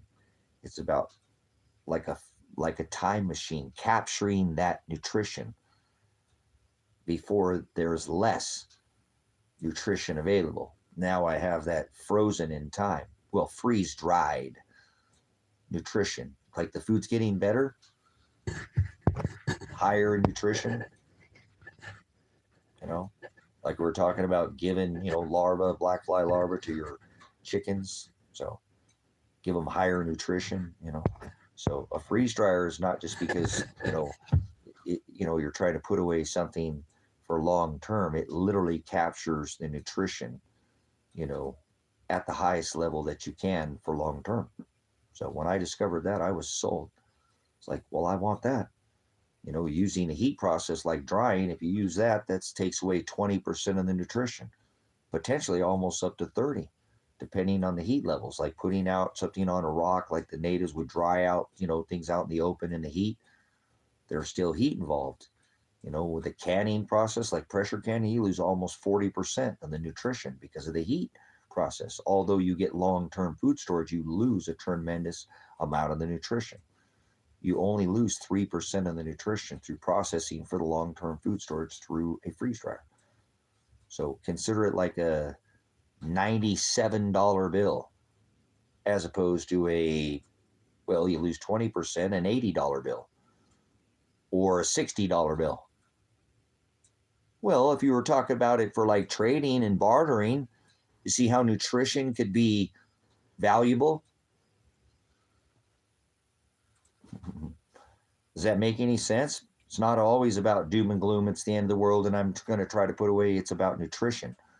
It's about capturing nutrition. It's a time machine. You can capture that nutrition and suspend it in time right there. Whatever year you process that. Like I said, do you think the food's getting better? It's not. You know what I'm saying? So I hope you're learning something. Hope you can glean something from this ministry. Like I said, a lot of this stuff is a process, tried and tested. So high tech redneck. We were just talking about freeze drying food, freeze drying the eggs out here, getting more chickens next year, hopefully. And well, this year, not next year, this year, and be able to put them all in the freeze dryer and send them out all around this rock, north, east, west, and south. Get with the news, north, east, west, and south. We'll send them to all four corners of this rock. The ministry's from everywhere. We got people outside the ministry, right? Outside the United States, all over. So not just here in the U.S. So won't that be an awesome thing? Want some freeze-dried eggs? Anyone? Regular? Would you like to have some eggs that have been freezed here at the ministry? Even if we just start with eggs. $65 or something like that. A little bit more, I think. Or is that $80 for a number 10 can of eggs? Freeze-dried eggs. So then we'll learn how to process more things. Like I said, I want to get meat birds out here. Organic meat chickens. And send you chicken, freeze-dried chicken breast. We'll send some plain, but we'll doctor some up out here. You can do that in the freeze dryer. It will, take on that, it'll pull it into that. Well, it actually pulls it out, but you can still have that, capture that, that flavor if you want, something like that. We'll give you some root beer flavored chicken, right? No, that's teriyaki. I'm just kidding. Not root beer. Get it, root beer. I used to sell chicken, so that's what I used to call the teriyaki chicken when I put it on there. Whatever, show it to them. This is your root beer or cola flavored chicken. No, I'm just kidding. It's teriyaki, but ha. So, but again, lamb, leg of lamb. Anybody like to eat sheep or goats? So hopefully this ministry will produce meat and vegetables too. I'd like to do some vegetables. We'll have to get down south. Well, it does with some things. It does with some things. It doesn't. Sometimes reconstituting it does. Not everything's exactly the same, but some things come back. Like a raw steak. Raw steak, I guarantee I could take a raw steak and then freeze dry a raw steak and reconstitute it and then show you the two, and you couldn't tell the difference. Cook them both up and you wouldn't be able to tell the difference. So, yep, reconstitute. That's what it's called. But I'm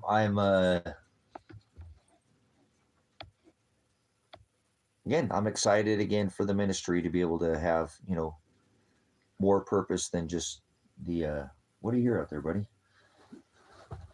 Is somebody here? It's probably just a neighbor. It's probably just a neighbor. His ears are all perked up. Oh, all right. Go the other way.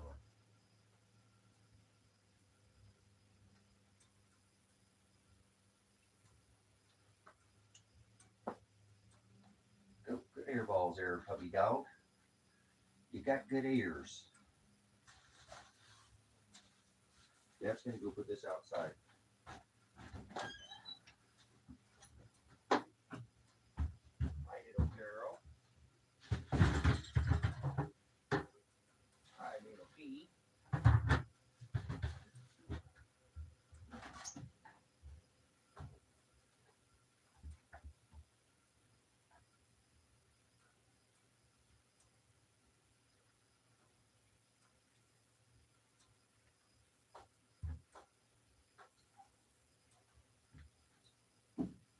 I still see birds out there.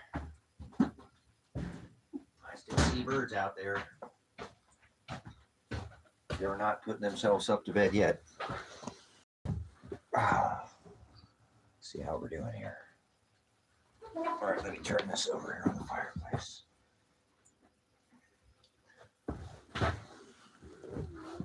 I don't have enough wood to make it through the night. Whoa, what happened to my camera? Man, this phone sucks. Whoa, hey, that's better, huh? You have to look at mine.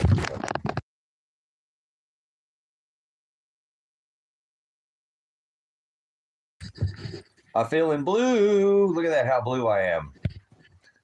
I don't even have a filter on and I'm all blue. Why are you feeling so blue? Oh, I just had a short lighting. Relight on. Retouch. Retouch off. Wow, that is horrible. What happened to the... Let me see if I can get this. We'll get a little more light in here. That's probably all it is, just a little bit darker.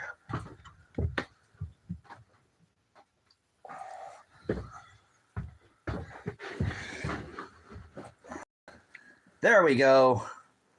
It's lack of light, isn't it? My bad. So that's better. You can hardly see anything in here. All right, we should be all right. I think I have enough battery to get us through the night. So, all right, well, again, we march closer to March. March or Mars. So I'm looking forward to it to being March because I need it to sprung like April Fools. So I need to get there to where, like I said, this ground will thaw out here. And that'll give me the couple months that I need to come up with the funding. So I'm anticipating these next couple months to be able to get another building out here. Like I said, I really don't want to build this building out. I don't think it's, it would work, but it would not. I think it'd serve better to try to secure funding and purchase another building, even if it costs a little bit more. Well, it would add another building out here. You know what I'm saying? I really don't want to live in this building. I mean, I stay here now, but I like to have the ability to rent it out as a cabin rental, and generate some revenue off of the buildings. I think it would be a great... Take all this stinking food that's out of here, and it's a darling building. It really is. I remember what this building looked like when there was hardly anything in here. It'd be a great stay for people in the ministry, but it would be a great stay for people to come out here. I think it'd be a memorable moment for people. So this building has an appeal to it, just like the Rusty Dragon has an appeal to it. So when my butt's not in here, so that's what I'm thinking. Again, it would be better for me to try to secure another building um, for the cost. Because even if I could outfit this for 10, probably cost me about that, I would think. Plumbing and pad and, well, either way, I'd need a pad. So I don't know if I want to count that cost to be able to put that, to put a place of mobile on, because I'm almost certain at this point they might, I'm not totally certain, but almost that they would let me use this, because it is a structure building. So I might have an issue with the year, but I don't know. Maybe I won't. Maybe this is because it isn't a mobile. I don't know. Um, but again, my thoughts were is that finding another building, even if it was another, let's say if I was to spend 15 instead of 10, it would be better to have a separate building out here.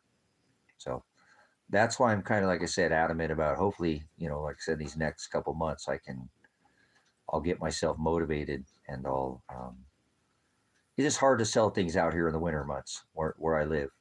Spring is a little bit better time. It's not that um,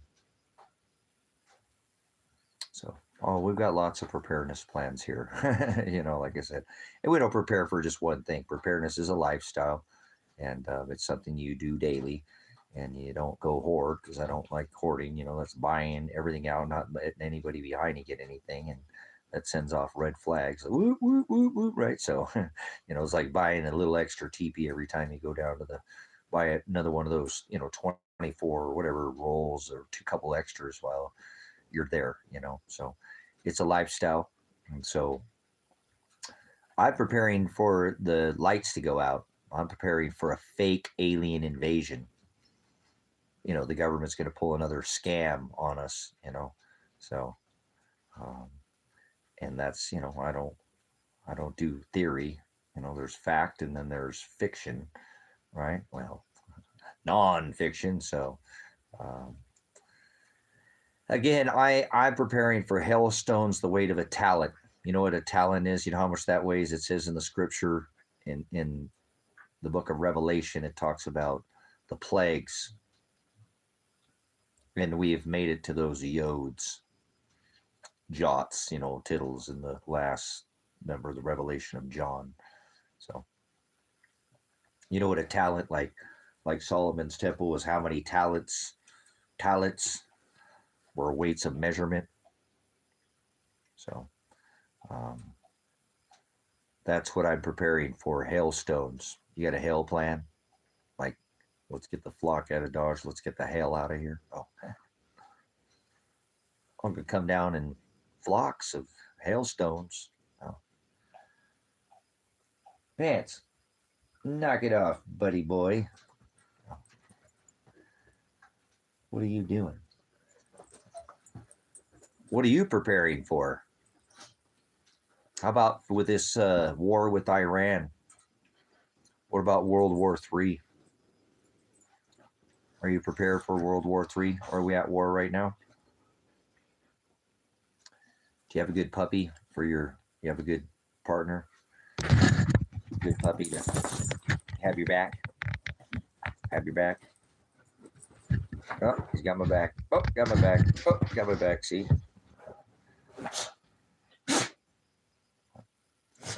It's an everyday thing, like carrying your cross. Preparedness is a lifestyle. You do it, try to always have something future tense, so you can, for a rainy day fund, not fund. So, are you funding? So, I put a lot of time and effort into this ministry. That's where I store my time, so I'm thankful to have it. It gives me purpose and bounty and abundance. So hopefully again in the distant future, they'll be able to tithe. There is, there's the ability to do it right now. Even if we don't produce any more food, I could have all 6 of you in this room right now here for 5 years. We'd shut the gates and never have to leave. Isn't that a nice thing? Not have to go to the store anymore. I mean, I could, but I don't need to. Having that kind of supply chain. So remember, I got birds, I got chickens, I have a rooster. I can hatch them out and create more eggs, more chickens, more eggs. Rabbits, 10 rabbits. I don't have rabbits, but if I get 10 rabbits, I can create as much meat as a cow. Creating abundance as possible. Or most people in the future are going to barely just, you know what I'm saying? Do I know how to make a homemade Faraday cage? Well, sure. There are many ways. How about taking a steel culvert and then burying it 3 stories under the ground? How about that for a Faraday cage? Like a spun culvert. Hey, how about that for a 50-foot Faraday cage? So you could use microwaves if you wanted to build just a smaller for your appliances, or electronics. So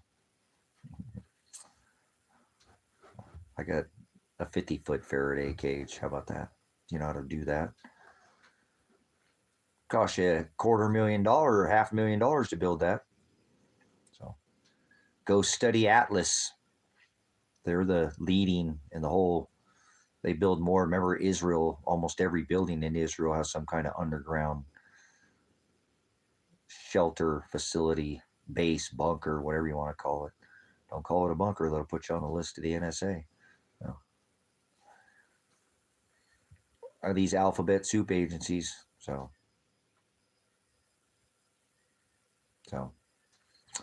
I like the idea of being able to have a protective layer,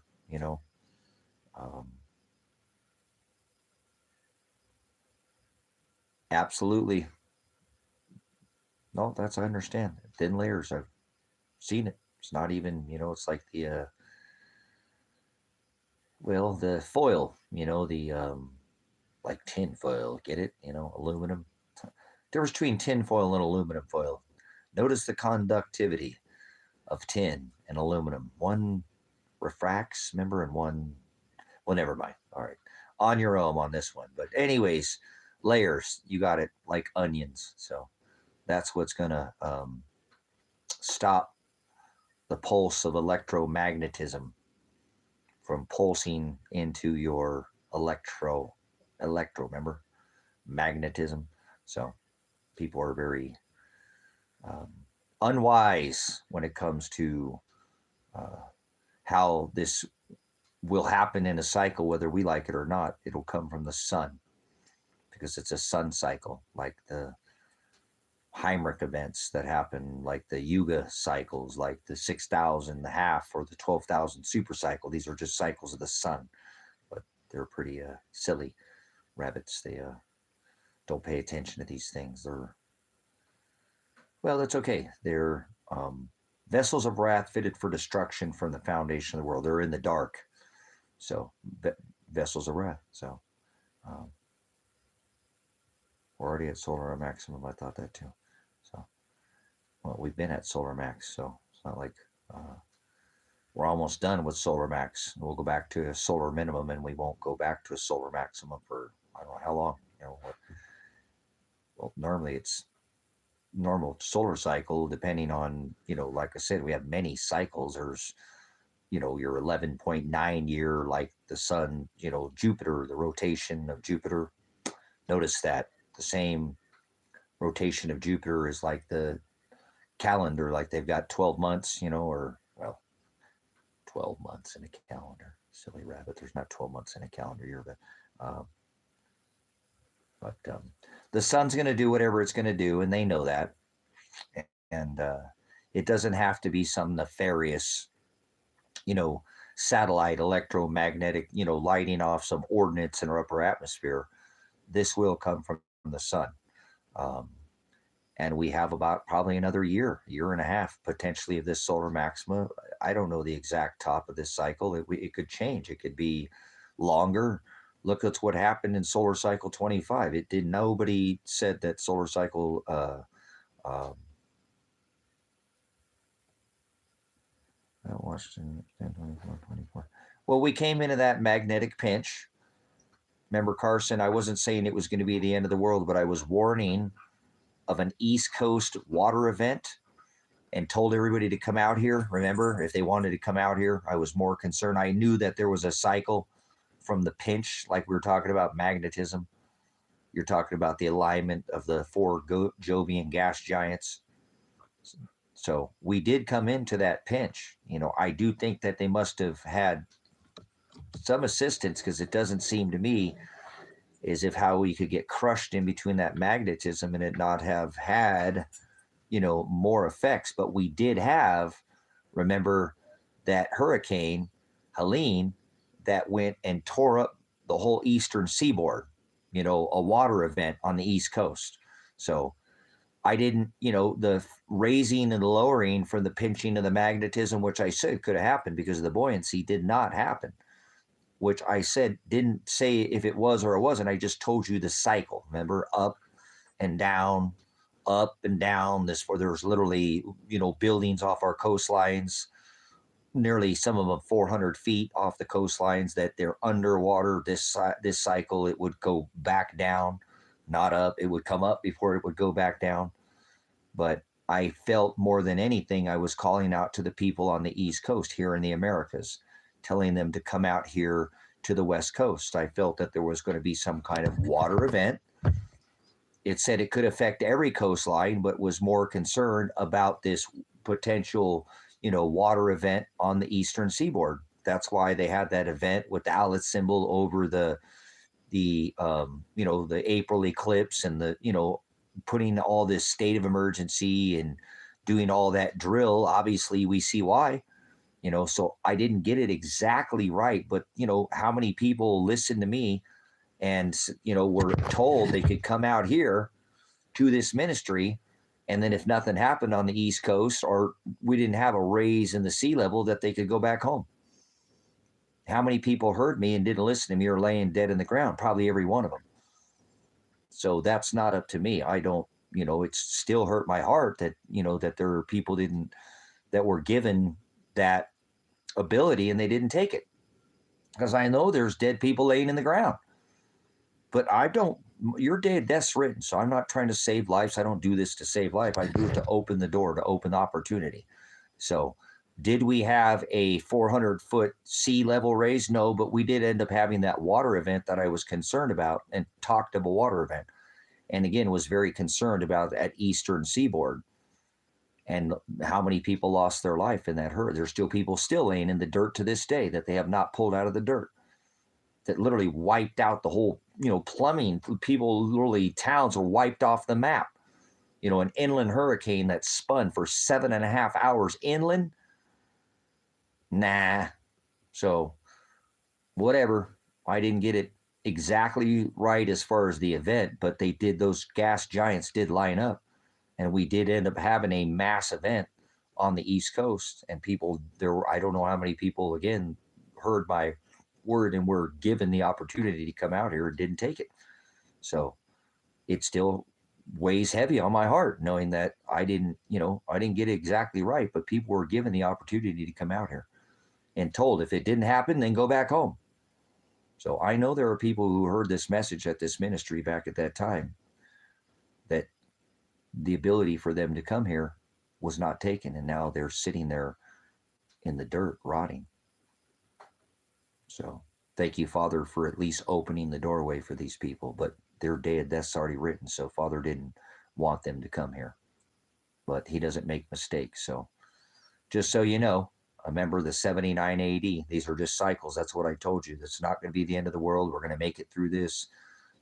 It's just a cycle that's happened in the past. I'm just showing you these are the cycles so we can understand where we're at in the Yuga cycle, like Kali cycle, the Great 12,000, the Heimrich, the Lachamp, all these, these are all events that are all layered in the dirt, all the strata, these are compression events that happen in our atmosphere. So compression.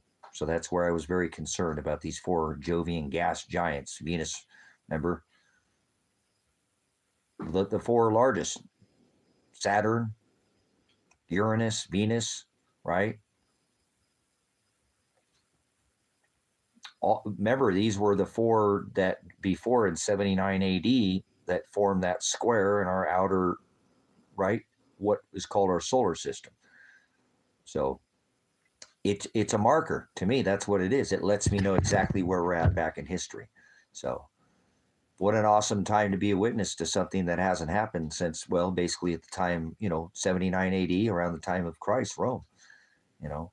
So what an amazing time to be a witness to these celestial markers, again after again. The firmament keeps leaving, like it says in Genesis, markers for times and seasons, so you know where we're at in this celestial wheel. So most people are not very celestially wise. So again, my heart weighs, hard and knows that, it's there's nothing I can do. I know that many people lost their lives out there, and it would have been nice for one family to come out here, but that's not what Father wanted. So what, just again, there's, it's not, I don't get these, everything exactly, perfect. But normally when I feel, a strong instinct, I'll put it out, what I feel. It's like what I'm feeling right now with Iran.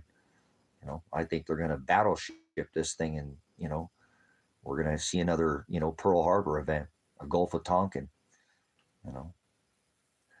Iran has hypersonic, and none of our aircraft destroyers have any defense against that. Not our Patriot missiles, not our THAAD, you know what I'm saying? Solar maximum happens every 10 years. Well, it happens every 11.9 years is the solar cycle. It's what, 5.9 years up, 5.9 years down, dial up. That's the rotation of Jupiter, so you know. But that is one cycle of a maximum. We have many cycles. We have the 400-year cycle. Remember, we're 9,000 years into a 60,000-year cycle. Remember, we have the 360,000-year cycle. Remember, it's been 780,000 years since our last reversal, since a full magnetic, not excursion, but a polarity shift. That happens every 11 years on the sun, 22 on the moon. So most people are unaware. So there's something that's causing this, right? Well, the second largest gas giant next to the sun, which is a plasma, gas, ionized, deionized gas, when it moves in our system, it drags magnetism, all the other stars around with it. So that's why the wise men were paying attention to it. So, well, most people don't have any understanding of what causes these solar maxima and solar minima. I just told you. So it's not rocket science, So, but anyways, this we have many cycles within cycles. Again, we have the 6,000-year cycle, and we're in the 12,000-year great cycle right now. These are Yuga and Kali Yuga cycles. So you can find these events through the core data, through the ice core, the gold standard, or you can find them through the paleo records, through the strata, all this data through the compression events that have happened throughout historical record that are left in the dirt. So the sun is the driver of the hydrocycle. The sun is the driver of the AMOC. The sun is the driver of the La Nina and the El Nino cycle. It's the lag between the 11, the 7-year cycle that causes, he said 10, it's 11, but 10.9, 11.9, almost 12 is what it is. So it's not 10, it's, almost 12, 11.9, like the rotation of Jupiter once again. So that's okay. Most people are not very celestially wise and understand the cycles of how this works, but that's okay. There's a clock above your head and it doesn't change. So it doesn't. All the extinction cycles have happened on the line. There's never been one that hasn't. So they know these things are coming thousands of years in advance. They know of all the great cycles. We're in one right now. We're in the 6th extinction event as I speak. Did you know that? So we're in the 12,000, 6,000 years in the past. We're 12,000, right? 6,000 years in the future, 6,000 years in the past. He flooded this rock. Remember, Noah, as in the days of Noah, the promise of the rainbow, he would never completely flood this rock. It waters above and waters below. Compression event. This time he's going to bring the fire. burn everything below the chasms, as above, so is below. So that's just the cycle, baby. It's part of this great extinction cycle. So extinction doesn't mean that everything dies. That's not everything that made it through the last 5. We're in the 6th right now, is still here. There's still cucumbers, right? Lions, potatoes, bears, tigers, tomatoes, oh my. Lemon cucumbers, right? We got squirrels, chipmunks, birds and the bees, flowers and the trees. They all made it too, right? So will you make it through this 6th extinction event? Or will you die off? Because it doesn't mean that things completely die off completely. They die down. Remember, there's still potatoes, still tomatoes, still zebras, and no unicorns, huh? Where'd the unicorns go? Uni. But all right, we'll just make sure you're understanding. It's all part of the cycle. Remember, going back to Cali. So if you knew any, remember the Mayans knew these cycles. They called Jupiter Hercolobus or Nibiru. You call it Planet X, but there's no such thing as planets. So planet is the word wander. So there's no such thing as planets. Father didn't create a planet. You don't live on a planet. That's not what a planet is. So Planet of the Apes is what you are. If a man evolved from apes, why are there still apes? You don't know anything about extinction, do you? With extinction comes evolution. You know, to evolve, go around the system, revolve, goes round and round like a rat on a wheel, like a hamster, nowhere fast. So that's what they want you to do. Fight with each other, go round and round, have a revolution. Just load it up like a 6-shooter, throwing peas, throwing lead in a pod, right? So that's what they are. Revolutionary, right? Like a circus clown going around and around. Well, on a how about a carnival? You pay and you get in a little cup and you go around in a circle. Get it? Like a carnival wheel. So that's a revolution. So evolution means you go around the system. See ya and check out of the system. Evolve, not like grow another thumb. That's not what evolution is. Evolutions, remember, extinction spawns evolution. Species die down and other new species flourish and will evolve and spring up. That doesn't mean they come. Man did not evolve from apes. Why are there still apes? Where are all the monkey fossils? Right? All the monkey bones. Bones don't turn to oil. It's a Bob lyric. So, all right, guys, I got to get up and go take care of my ladies out there. Give me a uno momento, por favor, a minute or 3 or 5, or I got to go shut the coops up here and pour the waters out of the buckets and make sure that the chicken water doesn't freeze because it's getting frozen overnight. So I pour it out and bring it out to them. First part of the 8, cock-a-doodle-doo. First part when the ain't going down till the sun comes up. All right, I'll be back in a minute.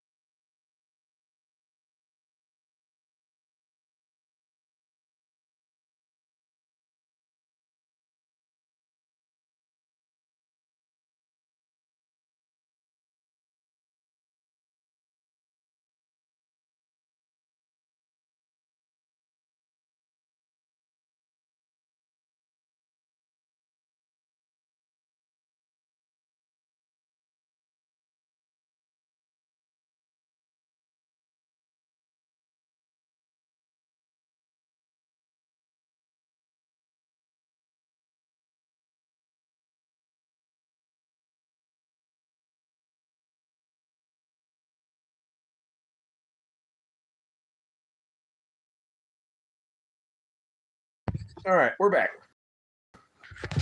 The kitty came inside. Hi, kitty girl. Come here now, kitty girl. Here's our prettiest little channel kitty. This is Juniper. Juniper girl that we love. We love our girl. I just love her. She's such a good girl. You eat so much food. You're such a little monster. She's not a very big kitten, girl. Were you out there hunting? Were you out there hunting? Hunting in the desert, you pretty little girl. You pretty little girl. She's so wonderful. Isn't she lovely? Isn't she wonderful? I love this kitty. I love my puppy too. I got Mr. Bone right here below me here. So, all right. Well, looks like we're wearing this live stream out here, aren't we? That's all right. I'm no worries. Like I said, I'm just sitting here enjoying this world stage. When you have a pretty good idea of what's going to happen already, you know, prognosco, you know. You try to use your time wisely. Yeah, so that's why I'm here.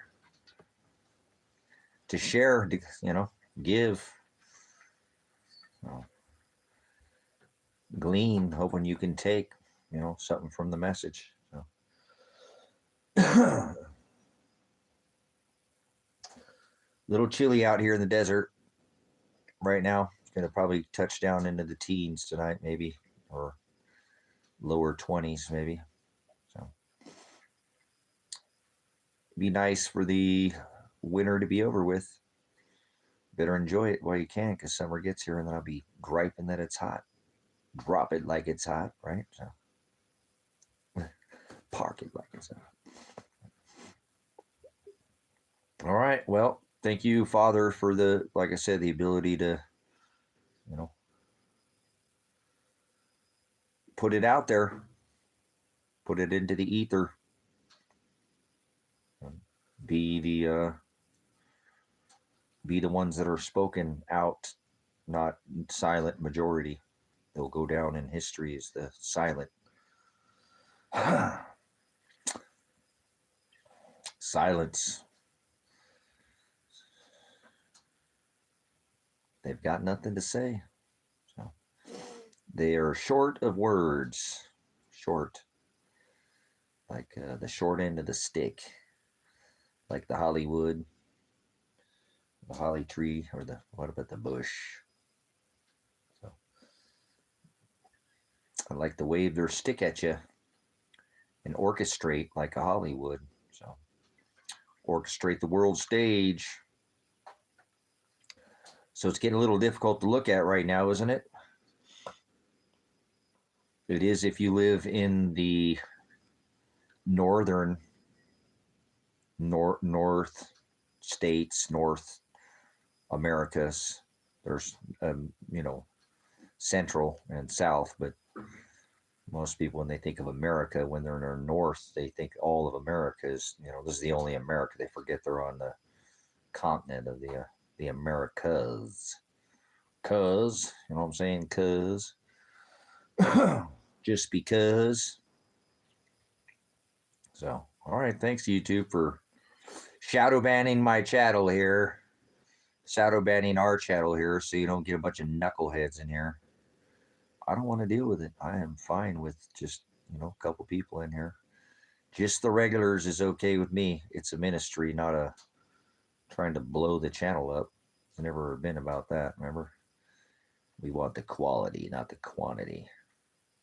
So, what's more important to you, quantity or quality? So, to me, it's all about not cutting corners, right?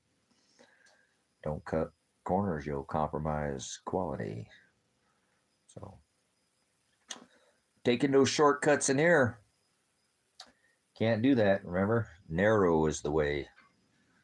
Narrow, not shortcut. So, it's not easy. It's a long race. We got to endure.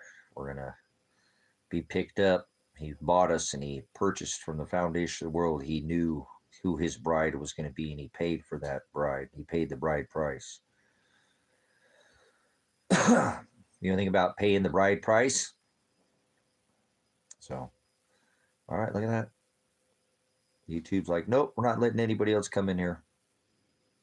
So, it's just you and me right now. I don't know. Sometimes it said there's nobody in here. There'll be 10 people in here too. So, the numbers don't normally add up. They don't match. I don't ever really, the number up there doesn't. We've had 5 or 6 people comment, 7, 8 people, and it says there's nobody in here. So, it'll say there's 1 and there's 10, so. Or sometimes there's just a couple and there might be more. There's just the counters. Oh my gosh. I don't like what YouTube does to this channel, but Father makes them do it. So, well, like I said, there's things like notifications. People don't get their notifications when I go live. So some of the regulars don't get to come here. They don't know that I'm on. So like right now. So maybe we'll refire this one up. Maybe that's what I'll do. We'll shut this one down. We'll start another stream. Why not? Maybe I'll see what's on and I'll come back. So I'm not getting any comments out of anybody. So I said, what say you? If you don't want to comment, I'll come up with another conversation at a later time and date. So like I said, I don't want to. I can sit here and talk all night. But if you don't want to have a conversation, then it's not what say you. What's on your radar? What's going on in your neck of the woods? So, like I said, I'm not short of words. I can normally have a conversation about just about anything and everything. But if I don't get any conversation back, then it's not. I'll sit in here and do a video, but that's not what this one was about. This one was about trying to actually get somebody to conversate with me. So I've got one of you in here still just hanging out, but let's call this one the end of the stream, and we'll come back up here in a little bit. So thanks for your time. If you're watching this stream and you spent time here, I thank you for that. If you want to spend some cash, or I have CashApp or PayPal, if you want to support the ministry in a monetary way, you don't have to be a part of the ministry. It's never involves dollars or cents or any kind of payment via the interweb. So just be a part of the ministry by coming back and spending your time here, because time cannot be, well, you spend it here, you're not getting it back. So thanks for it. Appreciate it.